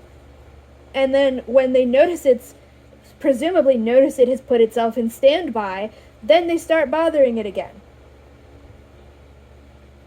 In my defense, we'd been here 22 planetary days, and I hadn't had to do anything but stand around watching humans make scans or take samples of dirt, rocks, water, and leaves. The sense of urgency just wasn't there. Also, you may have noticed, I don't care. And that's Martha Wells saying, oh, well, Murderbot doesn't care, so that's my excuse for not doing world building, not doing character descriptions, not giving you any information at all, as though she doesn't do that with literally everything she writes.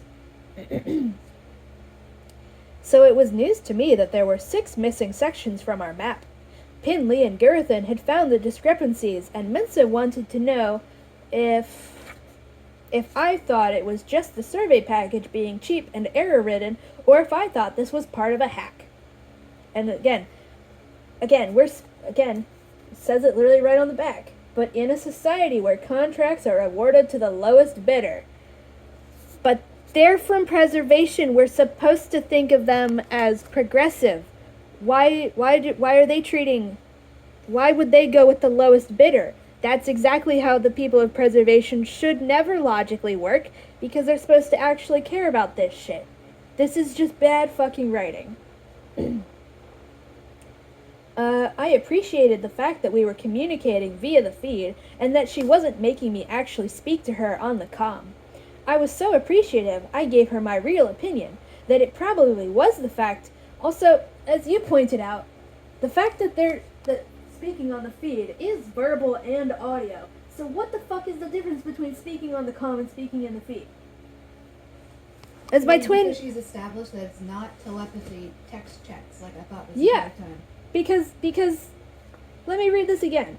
I appreciated the fact that we were communicating via the feed, and that she wasn't making me actually speak to her on the comm, because Murderbot is supposed to be autistic, and autistic people hate talking on the phone and prefer texting and shit a lot of the time. But, implying that talking on the comm is talking on the phone, speaking on the feed is the equivalent of texting, but we later get it confirmed that talking on the feed is just a telepathic telephone. You're still talking verbally. It's not texting. You can have pronunciations and tones evident in your voice. Yeah, like it's not the equivalent of texting, so that doesn't make any fucking sense at all. At all. Like it's the exact same fucking thing, except done telepathy. You're still having to talk out loud to somebody. Like we get told they do sub-vocalizations because it's literally using the exact same muscles for talking out loud. It's just going through a fucking... You have a fucking microphone built into your throat, and then the other person has a microphone built into their ear. You're literally talking to them out loud. It's just quiet to everybody else. It's just badly written. I was so appreciative, I gave her my real opinion, that it probably was the fact that our survey package, Murderbot once again including itself in the group of the slave owners, not their survey package, ours, because these are Murderbot's slave owners. It loves them so much that it probably was the fact that our survey package was a cheap piece of crap, but the only way to know for certain was to go out and look at some of the missing sections and see if there was anything there besides more boring planet. I didn't phrase it exactly like that, but that was what I meant. And again, the little random-ass retcon at the end of this book that just comes out of nowhere, you'll see, it really doesn't fucking make sense. That's why it's a fucking retcon, and it's a bad retcon. There's good ways to retcon things, because some things should get retconned. This book is just really shittily written, though. She took her you can read The Raven Tower! You can read The Raven Tower by Anne Leckie. You want to see an example of a book that does what this bullshit is lying about doing? Just go read that. That actually fucking makes sense for the whole premise. Or, similarly, Godzilla as a Young Man Named Mike by E.M. Falls. That's free to read online. Go read that. It's short. She took her attention off the feed then, but I stayed alert, since I knew she tended to make her decisions fast, and if I started a show again, I'd just get interrupted, because Murderbot hasn't actually been given any kind of rest break. At all. Even though we're supposed to pretend that these people are, such good slave owners. They're so nice to it. They start treating it as a person immediately. No, they don't. They don't. Not one single person has said so much as thank you, let alone are you okay, let alone thank you for saving our fucking lives. You don't have to fucking do anything today. You can just go back to fucking sleep if you want. You almost fucking died. We're not letting Barrywaj out of the fucking infirmary for like a fucking week, and Valescu's staying in there just for another day just to be safe. You don't have to do fucking anything for at least today, and you can take as long as you fucking want to recover. No, we don't do any of that, because they are just slave owners continuing to exploit Murderbot and just treating it like another fucking slave. And the only time they ever start treating it like a fucking person is after they find out its governor module is hacked.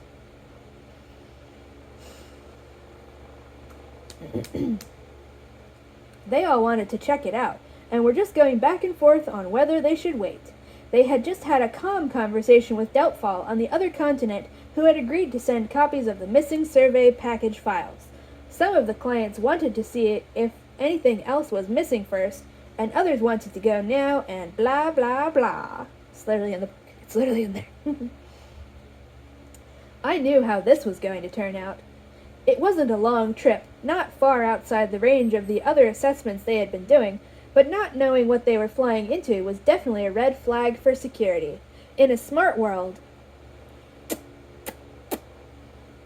I would go alone, But with the governor module, I had to be within 100 meters of at least one of the clients at all times, or it would fry me. They knew that, so volunteering to take a solo cross-continental trip might set off a few alarms.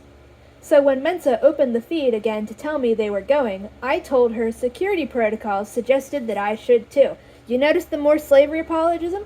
Murderbot is automatically going, yeah, if I were allowed to just do whatever I wanted, I would just put myself in danger and let all the slave owners stay here to stay safe and only risk my life. But since I have to pretend that I have to follow their orders, I'm gonna still insist upon going along with them to risk my life for them, instead of staying here where it's safe. And you'll notice not one single person says, hey, you almost died, you just almost died. I think maybe you should stay here and rest. We can handle it. But no, because Murderbot literally exists. We're at that fucking blank page. Jesus Christ. So, have you ever seen this shit? They put the entire blank page? Yeah, an entire fucking blank page. And it's just unbelievable.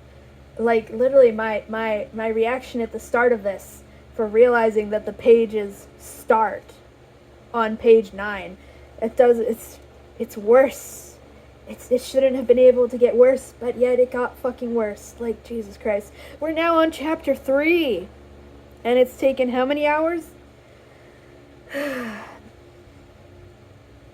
again, Murderbot could be staying home. Murderbot could at least want to stay at the fucking thing where it's safe, where it doesn't have to probably also die again. But this isn't a story that actually takes anything happening in here seriously, let alone the concept of slavery seriously. So Murderbot doesn't want to stay safe. It wants to protect its slave owners. It would prefer to just only have to risk its life and keep all the precious, precious slave owners safe. But since it can't do that, it'll just risk its life with them, instead of staying at the fucking place where it's safe. Because that would mean that Murderbot isn't one of the good ones, because the only slaves that we're ever supposed to care about in this story are slaves who are willing to literally fucking kill themselves to protect their slave owners. That's the racism. That's the slavery apologism. Murderbot is one of the good ones. And that has literally never stopped being true. We have 12 stories published in this series, and the 13th is going to come out like May 2026, presumably. That's the predicted. We're now on chapter 3. This is page 39, aka page 30. We're this far. And all of this slavery apologism in these videos has happened in just this amount of the book. Less than 30 pages, because we still have to include these fucking blank pages. So let me just skip back. Like, so this is more or less 28 pages. And it would even be less than 28 pages if we got rid of these disgustingly huge margins at the top and bottom of each fucking page. Like, I want to know how long would this actually be if we had reasonable fucking margins instead of this scam shit. Chapter 3. We got ready. Oh, hold on, I gotta add more videos to the Internet Archive. While I'm reading this, I'm slowly uploading the videos of me reading Witch King like this to the Internet Archive. I'm adding them 2 videos at a time so it doesn't crash and burn and flip the fuck out.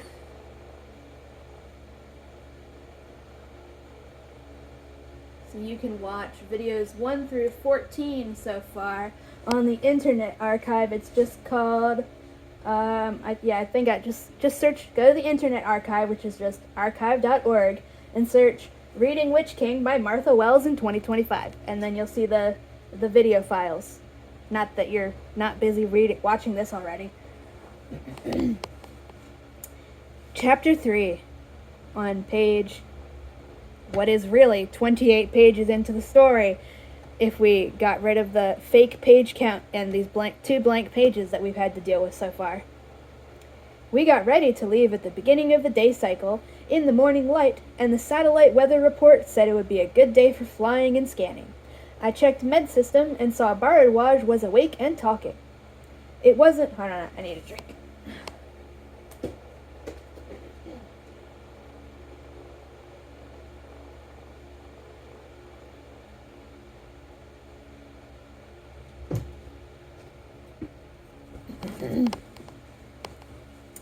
Where was I? It wasn't until I was helping to carry equipment to the little hopper that I realized they were going to make me ride in the crew cabin. We're supposed to believe these are good people. And yet for the last 23 days, because it's now been 23 days, I don't know. They've now been on this planet for 24 days.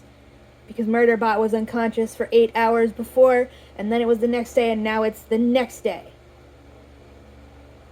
We'll just say, yeah, I think it's been 24 days. I don't give a shit. We're just gonna pretend that's Earth time, because we are never given any fucking hint of how long the days last on this planet, so we're just going with Earth time. Yeah, so we're supposed to believe that the Preservation Aux people are inherently good and treat everybody like equals.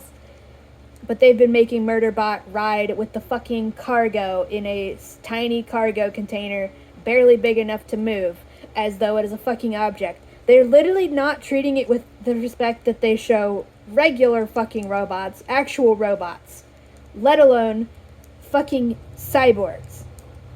But we're supposed to believe that the Preservation Aux crew is totally good. They're very good people. They're not slave owners. They just had no idea that they were enslaving a person, even though they know it's a person and they know what they're doing is slavery. And only now, after it saved their lives, and they've not even said fucking thank you, only now are they going to not make it ride in the fucking cargo bay. At least I was in the armor with my helmet opaqued. But when Mensa told me to get in the co-pilot seat, it didn't turn out to be as bad as my first horrified realization. Arata and Pin Lee didn't try to talk to me, and Rathi actually looked away when I eased past him to get to the cockpit. And like, Murderbot is glad for these things because it has social anxiety and doesn't want to talk to them. But how is this supposed to be making them look good? Like, you make eye contact with the slave and you look away hurriedly like you're afraid it's fucking contagious? They were all so careful not to look at me or talk to me directly that as soon as we were in the air, I did a quick spot check through Hub System's record of their conversation. I had talked myself into believing that I hadn't actually lost it as much as I thought I had when Mensa had offered to let me hang out in the hub with the humans like I was an actual person or something.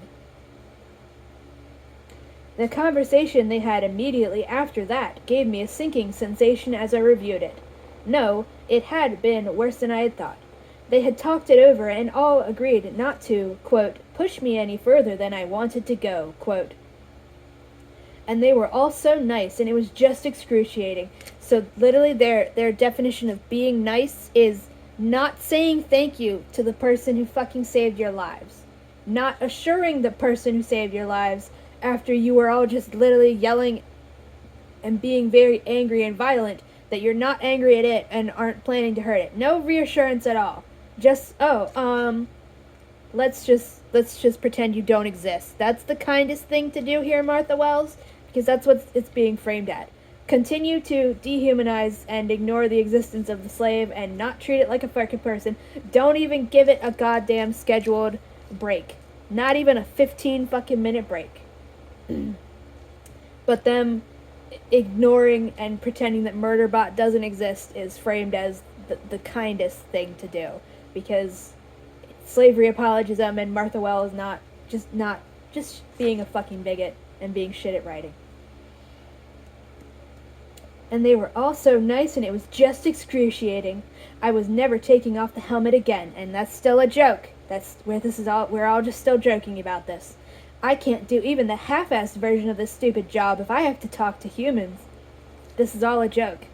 This is saying, Murderbot is so silly. They were the first clients I'd had who hadn't had any previous experience with sec units, so maybe I could have expected this if I'd bothered to think about it. Letting them see me without the armor had been a huge mistake. At least Mensa and Errata had overruled the ones who wanted to talk to me about it. Yes, talk to Murderbot about its feelings. The idea was so painful I dropped to 97% efficiency.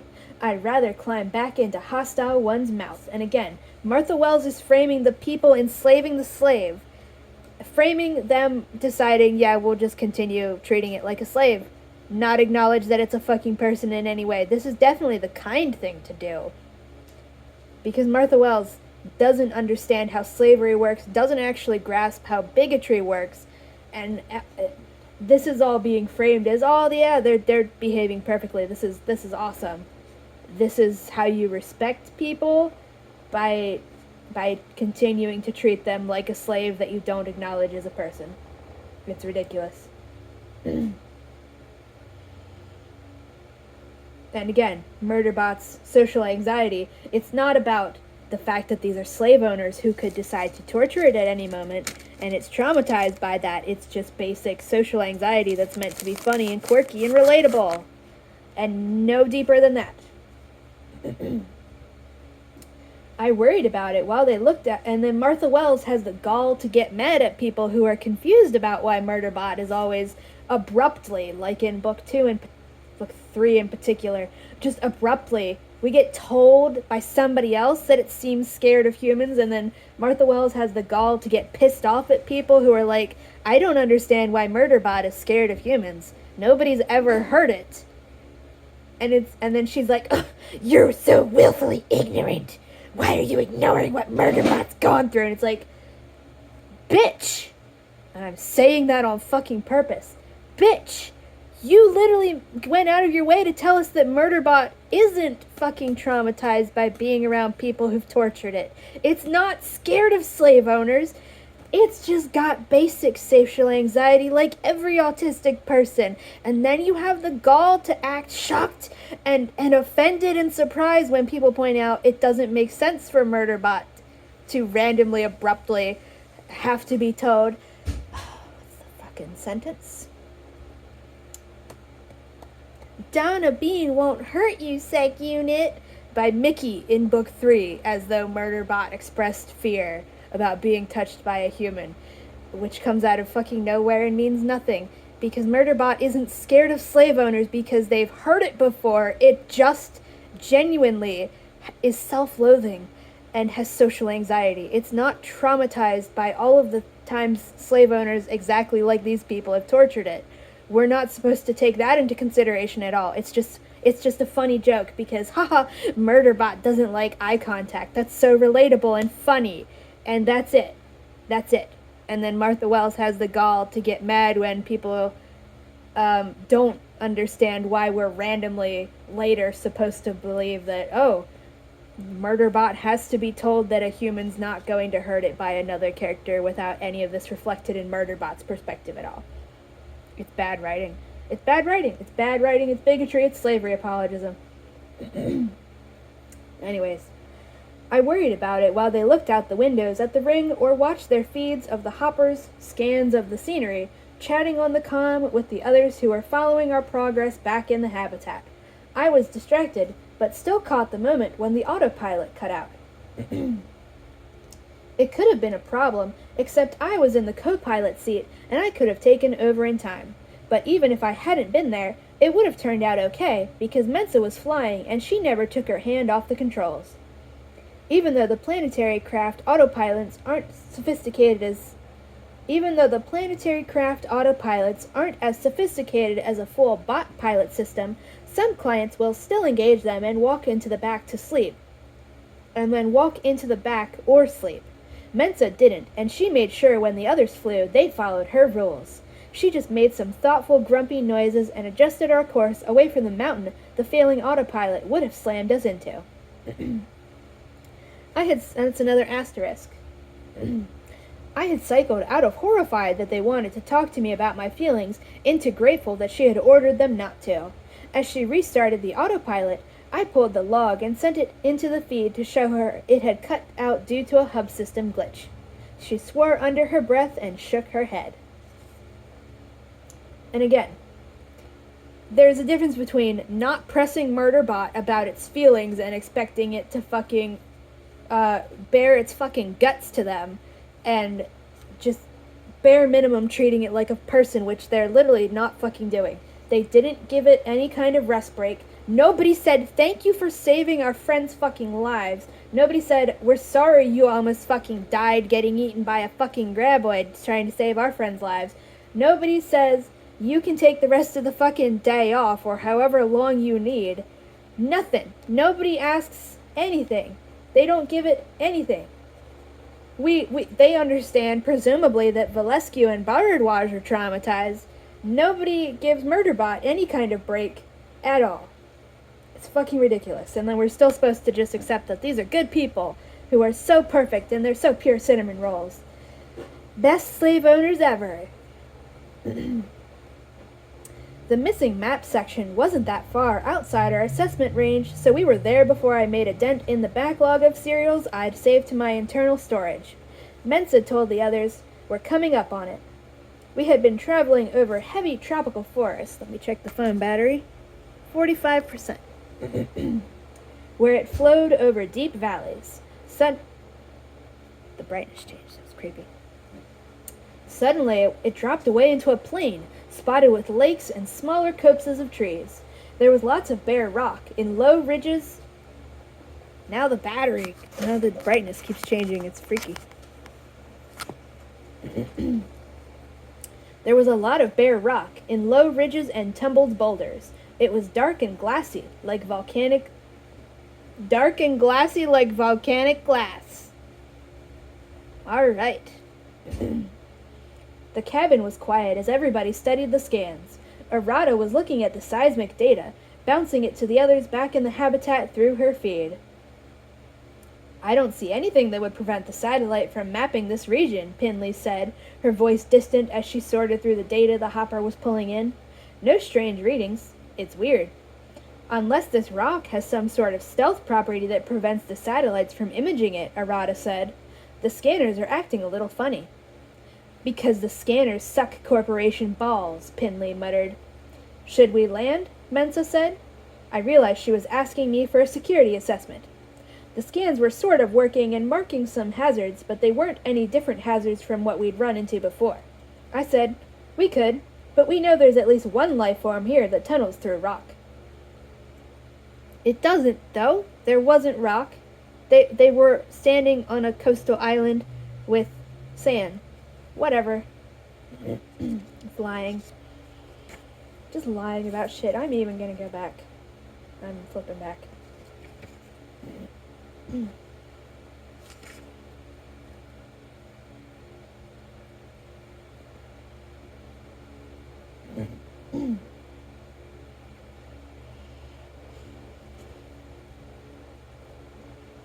Yeah, they're just fucking lying about the not graboids being able to tunnel through rock. There was no mention of them tunneling. They weren't tunneling through rock. It was just regular fucking sandy dirt, because it's a coastal island. It's made of sand, bitch. You can't just lie about this shit. We know there's at least one life form here that tunnels through rock. Except you don't. That's a lie. That's a lie.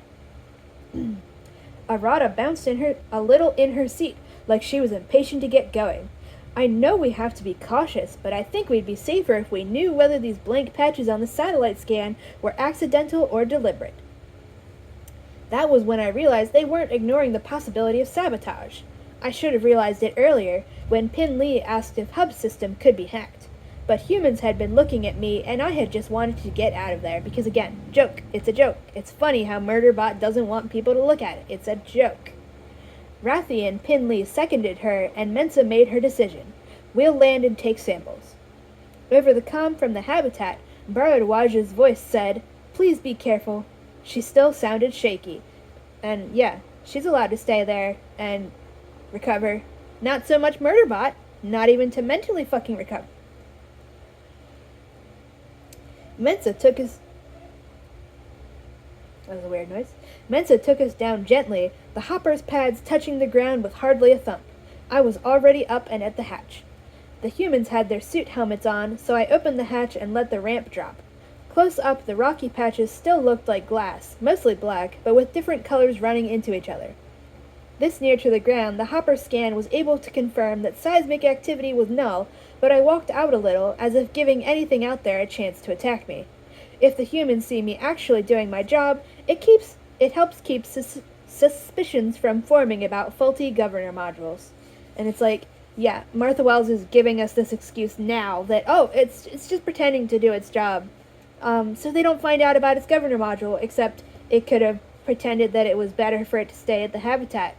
They don't fucking know shit. They don't know company policy. It could have just made up whatever the fuck it wanted.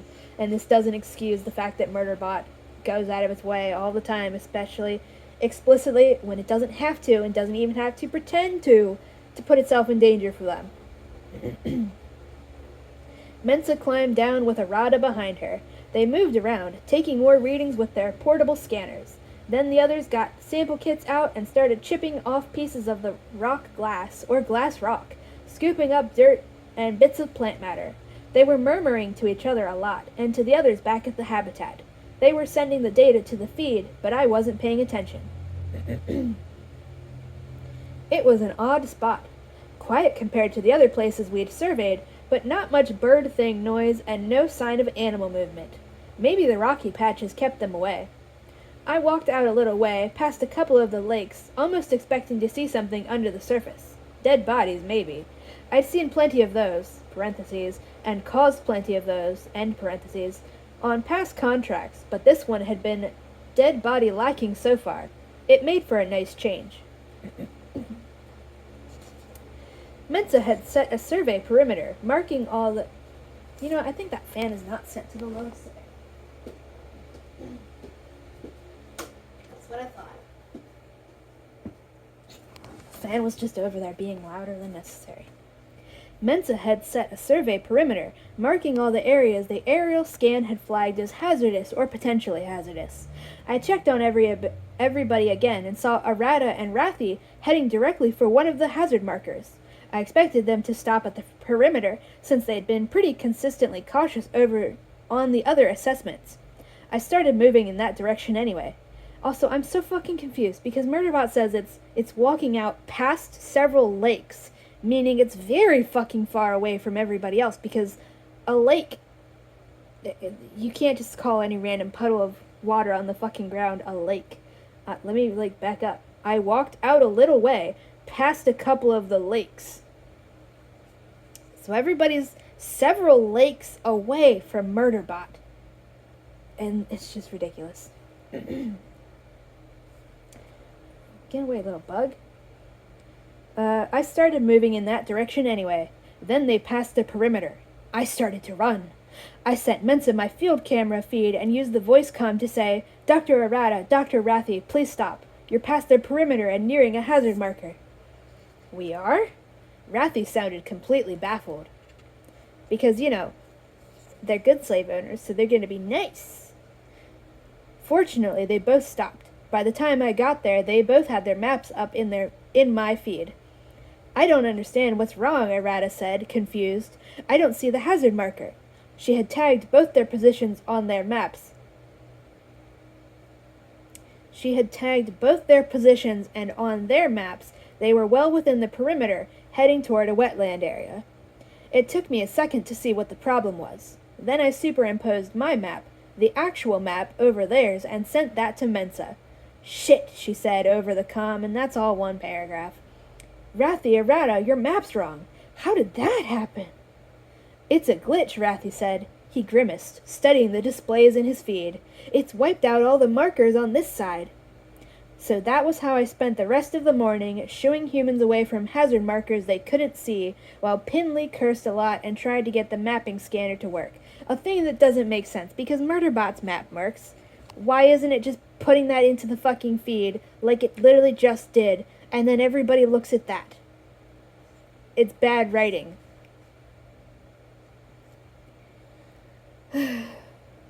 I'm beginning to... And this is all one paragraph again, so let me start at... Let me start at the top of the paragraph. So that was how I spent the rest of the morning, shooing humans away from hazard markers they couldn't see, while Pinley cursed a lot and tried to get the mapping scanner to work. I'm beginning to think these missing sections are just a mapping error, Rathy said at one point, panting. He had walked into what they called a hot mud pit, and I'd had to pull him out. We were both covered with acidic mud to the waist. Yeah, Murderbot then has... It's ridiculous. You think, Pinley answered tiredly. When Mensa told us to head back to the hopper, it was a relief all around. And then we have another line break. Oh, that's so pathetic. We have a line break at the top of the page, and then in the middle of the page.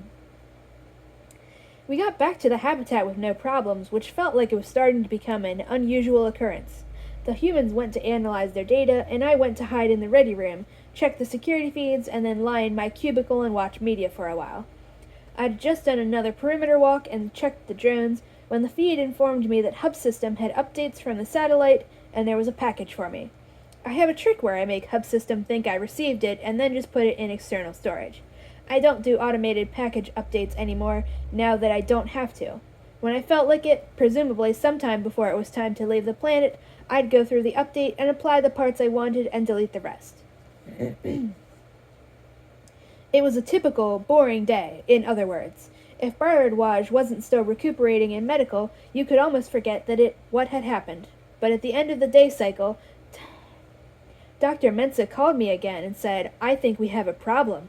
We can't contact Deltfall Group. And then there's another line break. Literally inserting a line. Which is better than them deciding to do a page break. Because they could have done a page break up here and then a page break down here. So I prefer a fucking line break. Maybe they decided that's too fucking much of a scam.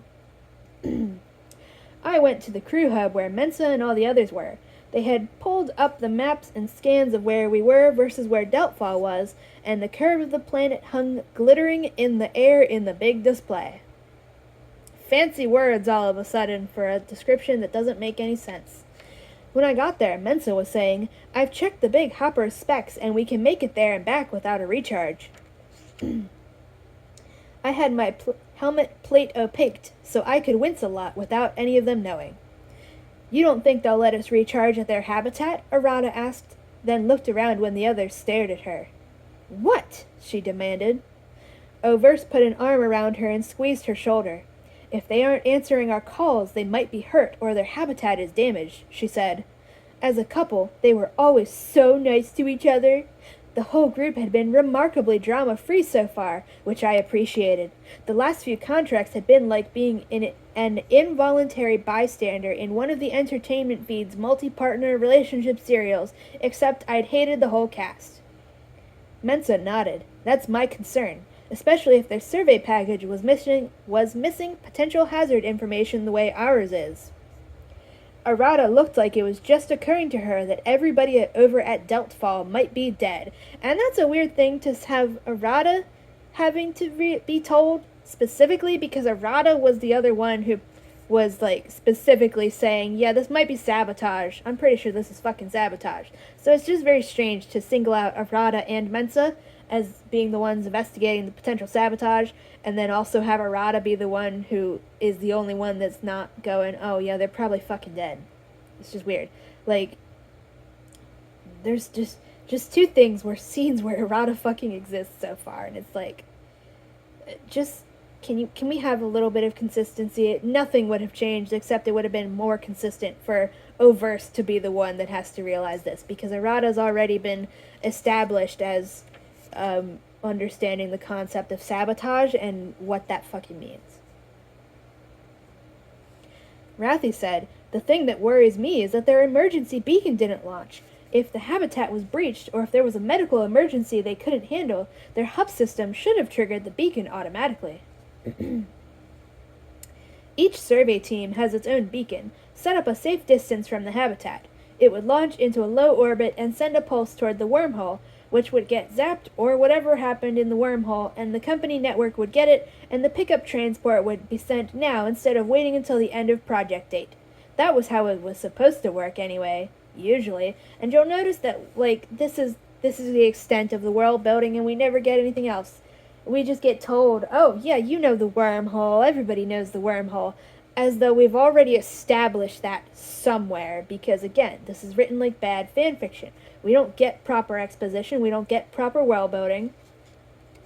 It's just assuming, pretending to assume you've already read the source material, despite this being the fucking source material. Mensa's expression said she was worried. She looked at me. What do you think? It took me 2 seconds to realize she was talking to me. Fortunately, since it seemed like we were really doing this, I had actually been paying attention and didn't need to play the conversation back. I said, they have 3 contracted sec units, but if their habitat was hit by a hostile as big or bigger than Hostile 1, the comm equipment could have been damaged. Oh, that's another. I thought there was a piece of hair on there. There's another tiny printing error. Pin Lee was calling up specs for the beacons. Aren't the emergency beacons designed to trigger even if the rest of the comm equipment is destroyed? The other good thing about my hacked governor module is that I could ignore my governor module's instructions to defend the stupid company. They're supposed to be able to, but equipment failures aren't unknown. There was a moment where they all thought of... I don't know why this sentence is confusing me. There was a moment where they all thought about potential equipment failures in their habitat, maybe including the big hopper which they were about to fly out of range of the little hopper, so if something happened to it, they were walking back. And swimming back, since that was an ocean-sized body of water between the 2 points on the map. Or drown. I guess they could just drown. If you were wondering why I was wincing earlier, this would be the reason. And again, this is all just a joke. It's all just supposed to be funny. It's haha, deadpan humor. Don't actually take any of this seriously. The trip to the map's blackout region had been a little out of our assessment parameters, but this was going to be an overnight trip, even if all they did was get there, see a bunch of dead people, turn around and go back. Then Gurathan said, "What about your systems?" I didn't turn my helmet toward him because that can be intimidating, and it's especially important for me to resist that urge. I carefully monitor my own systems. What else did he think I was going to say? It didn't matter. I'm not refundable. Valescu cleared his throat, and again, Valescu's here now, but yet not one single person has said thank you to Murderbot for risking its fucking life to protect them. They just take a fear response of being stuck in the same room with them all and decide, oh, well, yeah, that means we don't have to say thank you or treat it like a person or anything, and then this is all framed as the progressive, nice thing to do. Dehumanize your slaves. It's good for them. Jesus Christ. Because Valescu's in here, one of the people that Murderbot directly fucking saved, and yet he has not said a single fucking word to Murderbot. And this is all just considered good and fine and shows how pure cinnamon rolly they are. Valescu cleared his throat. So we should prepare for a rescue mission. He looked okay, but MedSystem's feed was still reporting some indicators of distress. Baradwaj was stable, but not allowed to get out of medical yet. He continued, and this is another example of shitty usage of pronouns. We just said, talking about Baradwaj. You cannot then interject he without specifying you're talking about Valescu again. It's just basic shit to avoid confusion. Because this shit builds up. It builds up, and it causes so many fucking problems later. This paragraph should fucking read. Valescu cleared his throat. So we should prepare for a rescue mission. He looked okay, but MedSystem's feed was still reporting some indicators of distress. Baradwaj was stable, but not allowed to get out of medical yet. Valescu continued. I've pulled some instructions from the Hopper's info package. Again, like shitty fan fiction. Let me just read that last sentence. I've pulled some instructions from the Hopper's info package. And then Murderbot is thinking, yes, instructions. They're academics, surveyors, researchers, not action hero explorers from the serials I liked because they were unrealistic and not depressing and sordid like reality. I said, Dr. Mensa, I think I should go along. And it's like, why, Murderbot? Why do you need to fucking go along besides the slavery apologism? especially with this follow-up. I could see her notes in the feed, so I knew she meant for me to stay here and watch the habitat and guard everybody who wasn't going. Murderbot literally has the fucking opportunity to stay behind and stay safe, and Martha Wells decides, nope, the slave must go and endanger its life further to protect its precious, pure cinnamon roll slave owners, because if it didn't, it would not be one of the good ones anymore. And because the only good slave is a slave who's willing to kill itself and is willing to constantly risk its life to protect its precious cinnamon roll slave owners. Literally, Dr. Mensa was planning for Murderbot to stay behind and guard everybody else, and Murderbot insists that it has to go along anyways because security protocols say so. Because the only good slave, according to this whole fucking series, and again, we have 12 published stories in this series, and this has never been refuted. It has only been doubled down upon. The only good slave is one who will risk its life to protect their slave owners, and if they aren't willing to do that, then they should be put down like a rabid fucking animal. I could see her notes in the feed, so I knew she meant for me to stay here and watch the habitat and guard everybody who wasn't going.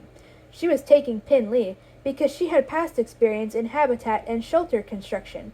Rathy, who was a biologist, and also the fact that we get told these people are biologists, it never comes up again. It doesn't fucking mean anything. They are all thinner than this fucking receipt paper. Rathy, who was a biologist, and O'Verse, who was a certified field medic. That also never comes up again. I didn't even fucking remember that because it's literally so unimportant, and this is the only time it's ever brought up, and it never comes up again because it doesn't fucking matter, because these characters are they're just names. They don't exist for any purpose besides being names for you to fawn over as the quirky, relatable slave owners.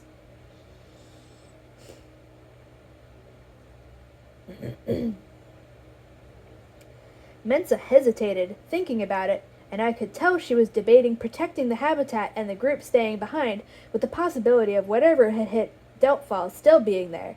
She took a breath, and I knew she was going to tell me to stay here. And I just thought, that's a bad idea. I couldn't explain to myself why. It was one of those impulses that comes from my organic parts that the governor module is supposed to squash. I said, as the only one here with experience in these situations, I'm your best resource. Because, yeah, Murderbot was literally about to be told it's going to stay fucking behind, and it's literally arguing that it needs to go along to risk itself to protect them. And this is framed as a good thing because Martha Wells is racist and doesn't actually care about the concept of slavery or the thought that slaves, deserve basic things like not having to risk their fucking lives to protect the people enslaving them. Gurathan said, "What situations?"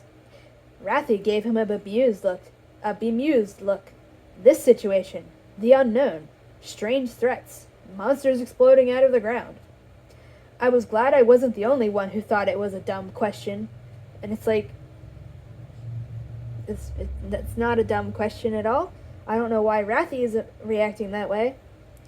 Gurathan wasn't as talkative as the others, so I didn't have much of a sense of his personality. He was the only augmented human in the group. So maybe he felt like an outsider or something, even though the others clearly liked him. Wow, Martha Wells. Almost like physically disabled people are minorities who are oppressed. I clarified, situations where personnel might be injured due to attack by planetary hazards. And again, this is all corporate speak, but done unironically. Arata came in on my side. I agree. I think you should take Sec Unit. You don't know what's out there, because further dehumanizing the fucking slave by referring to it as slave. That's what Sec Unit is. I agree. I think you should take slave, as though that's its fucking name. Jesus Christ. But these are good people, guys. They're such nice slave owners. They refer to their slave as slave. Sec Unit is the equivalent of Meat Shield, so they're just calling Murderbot Meat Shield. You should take Meat Shield. You'll probably need a Meat Shield out there. You don't know what's out there. You can always use a fucking meat shield. Take meat shield with you. Like, Jesus fuck. Holy shit. Mensa was still undecided. Depending on what we find, we may be gone as long as 2 or 3 days. Arata waved a hand, indicating the habitat. Nothing's bothered us here so far. That was probably what Deltfall had thought, right before they got eaten or torn to pieces or whatever. But Valescu said, I admit it would make me feel better about it. What a strange thing to say. I don't know. Like, what side is he arguing for? That doesn't make sense. That's all he says. Now, let me just read the dialogue. Murderbot says, Dr. Mensa, I think I should go along.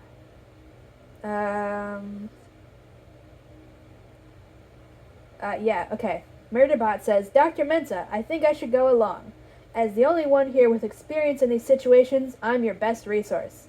Gurathan said, What situations? Rathi said, This situation. The unknown. Strange threats. Monsters exploding out of the ground.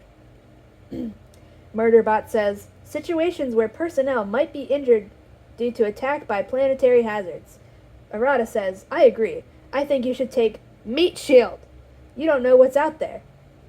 Mensa says, Depending on what we find, we may be gone as long as 2 or 3 days. Arata says, Nothing's bothered us here so far. Valescu says, I admit it would make me feel better about it. Yeah, it's like, and then, it's like, from medical, Bharadwaj tapped into the feed to add her vote for, like, Valescu's, that sentence from Valescu, that could mean he's on either side.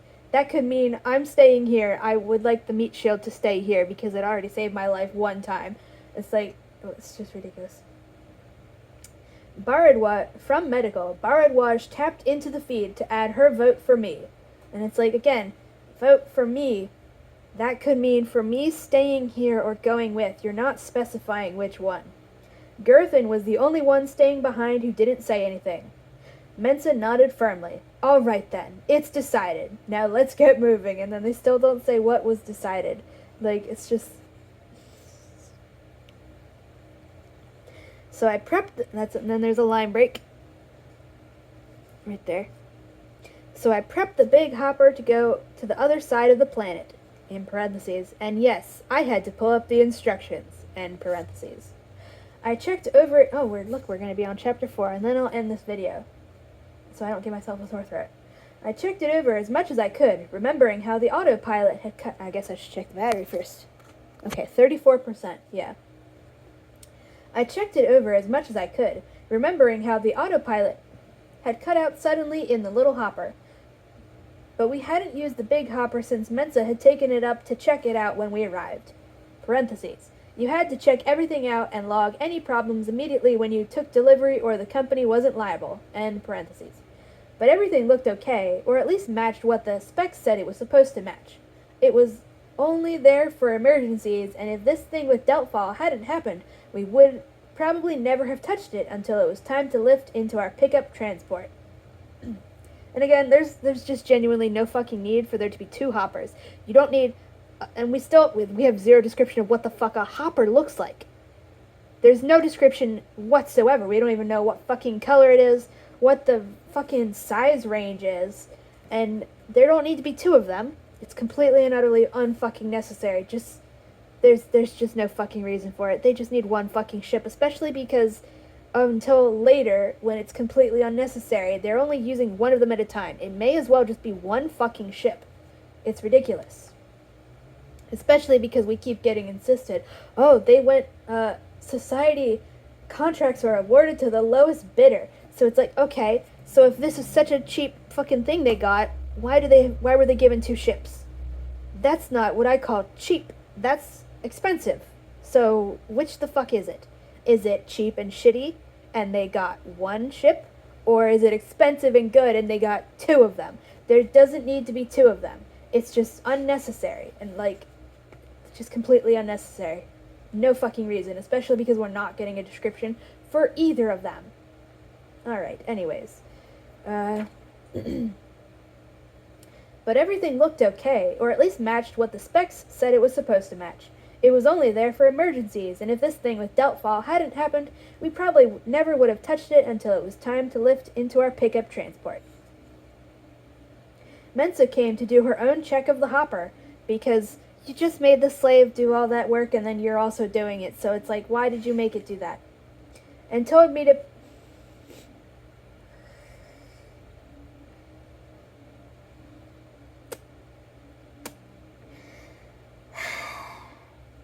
Mensa came to do her own check of the hopper and told me to pack some extra emergency supplies for the Deltfall staff because they're just using Murderbot as a slave, continuing to fucking use it as a slave, not treating it like a fucking person. Didn't ask Murderbot, hey, could you do that? Not even just that level of let's pretend to be nice about it, just telling, pack extra shit, slave. Legitimately. This is after they've supposedly realized it was a person, after they pretend, lie to our fucking faces and Murderbots that they just had no idea it was a person, and they're still treating it like a slave. Mensa isn't carrying shit out to bring extra supplies. They're not all coming out in a group, and then Murderbot's like, oh shit, I will get in trouble if I don't do that. So Murderbot insists on taking it from them to keep up the fucking ruse. No, Mensa is just fucking telling Murderbot, pack some more fucking supplies, slave. Not like any of us could do this. They're literally still just enslaving it. They are literally treating it like a fucking slave. And we're now halfway through the fucking book. Because this has 8 chapters. Mensa came to do her own check of the hopper and told me to pack some extra emergency supplies for the Deltfall staff. I did it and hoped for the humans' sake we would need them. I thought it was likely that the only supplies we would need for Deltfall was the post-mortem kind, but you may have noticed that when I do manage to care, I'm a pessimist. When everything was ready, Overse, Rathy, and Pinley climbed in, and I stood hopefully by the cargo pod. Mensa pointed at the cabin. I winced behind my opaque faceplate and climbed in. And then we're on chapter 4, but I'm going to end this now because my phone is criminally terrible, and it makes videos like, I'm not even joking, like 40 plus gigabytes for no reason, and there's literally no way for me to make it not do that. So I have to end this fucking video now before it literally overrides the entire storage space on this fucking phone, even though I have all of the camera settings set to the lowest possible. I have to literally run through this video through like 3 separate compression programs just to get it to a reasonable size. Alright, anyways, yeah, it's, like I said, I do have a bookmark this time. I found a fucking receipt paper. Because this book is so nice. I don't want to put in a thick bookmark to mess up the spine. But I found a receipt paper. So we are currently on, yeah, we're going to be on chapter 4, which they are claiming is page 53, which is actually, oh, well, well, yeah, we'll just say that we're minusing 10 pages. So we're actually 43 pages. Too bad we don't know exactly how many more pages could be fitting into these disgusting fucking margins. We're 43 pages into this series if we cut out all the blank extra pages that they lie to us about. It's August 18th, 2025. I'll probably read it again tonight once my phone is recharged and this video is not on here, killing the storage space. Bye-bye.